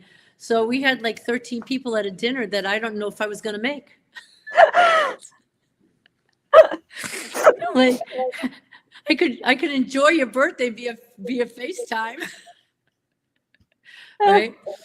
But it worked out. But anyway, thank you so. Oh my God, I could just sit and chat with you for the longest time. I'm telling.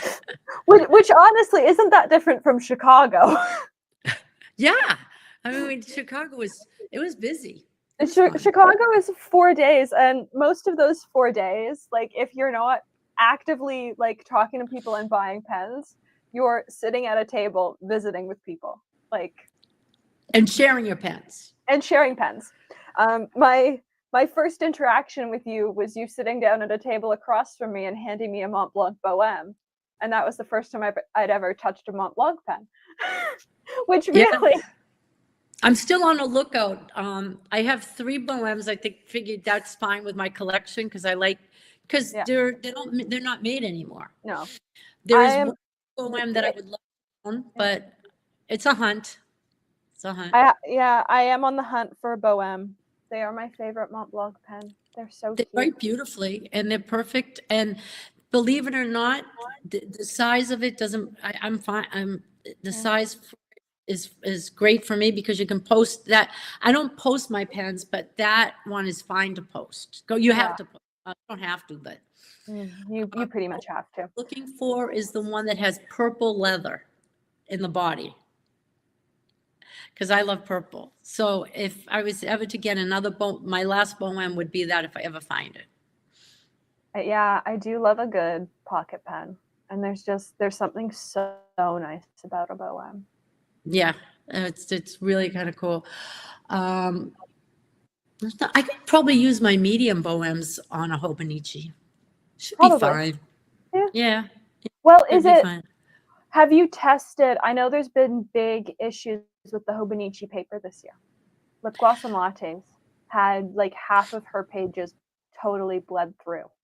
So I would have a backup in case your paper is not up to the standard. No, I have not tried the new one yet because it's 2025. I got the Hone.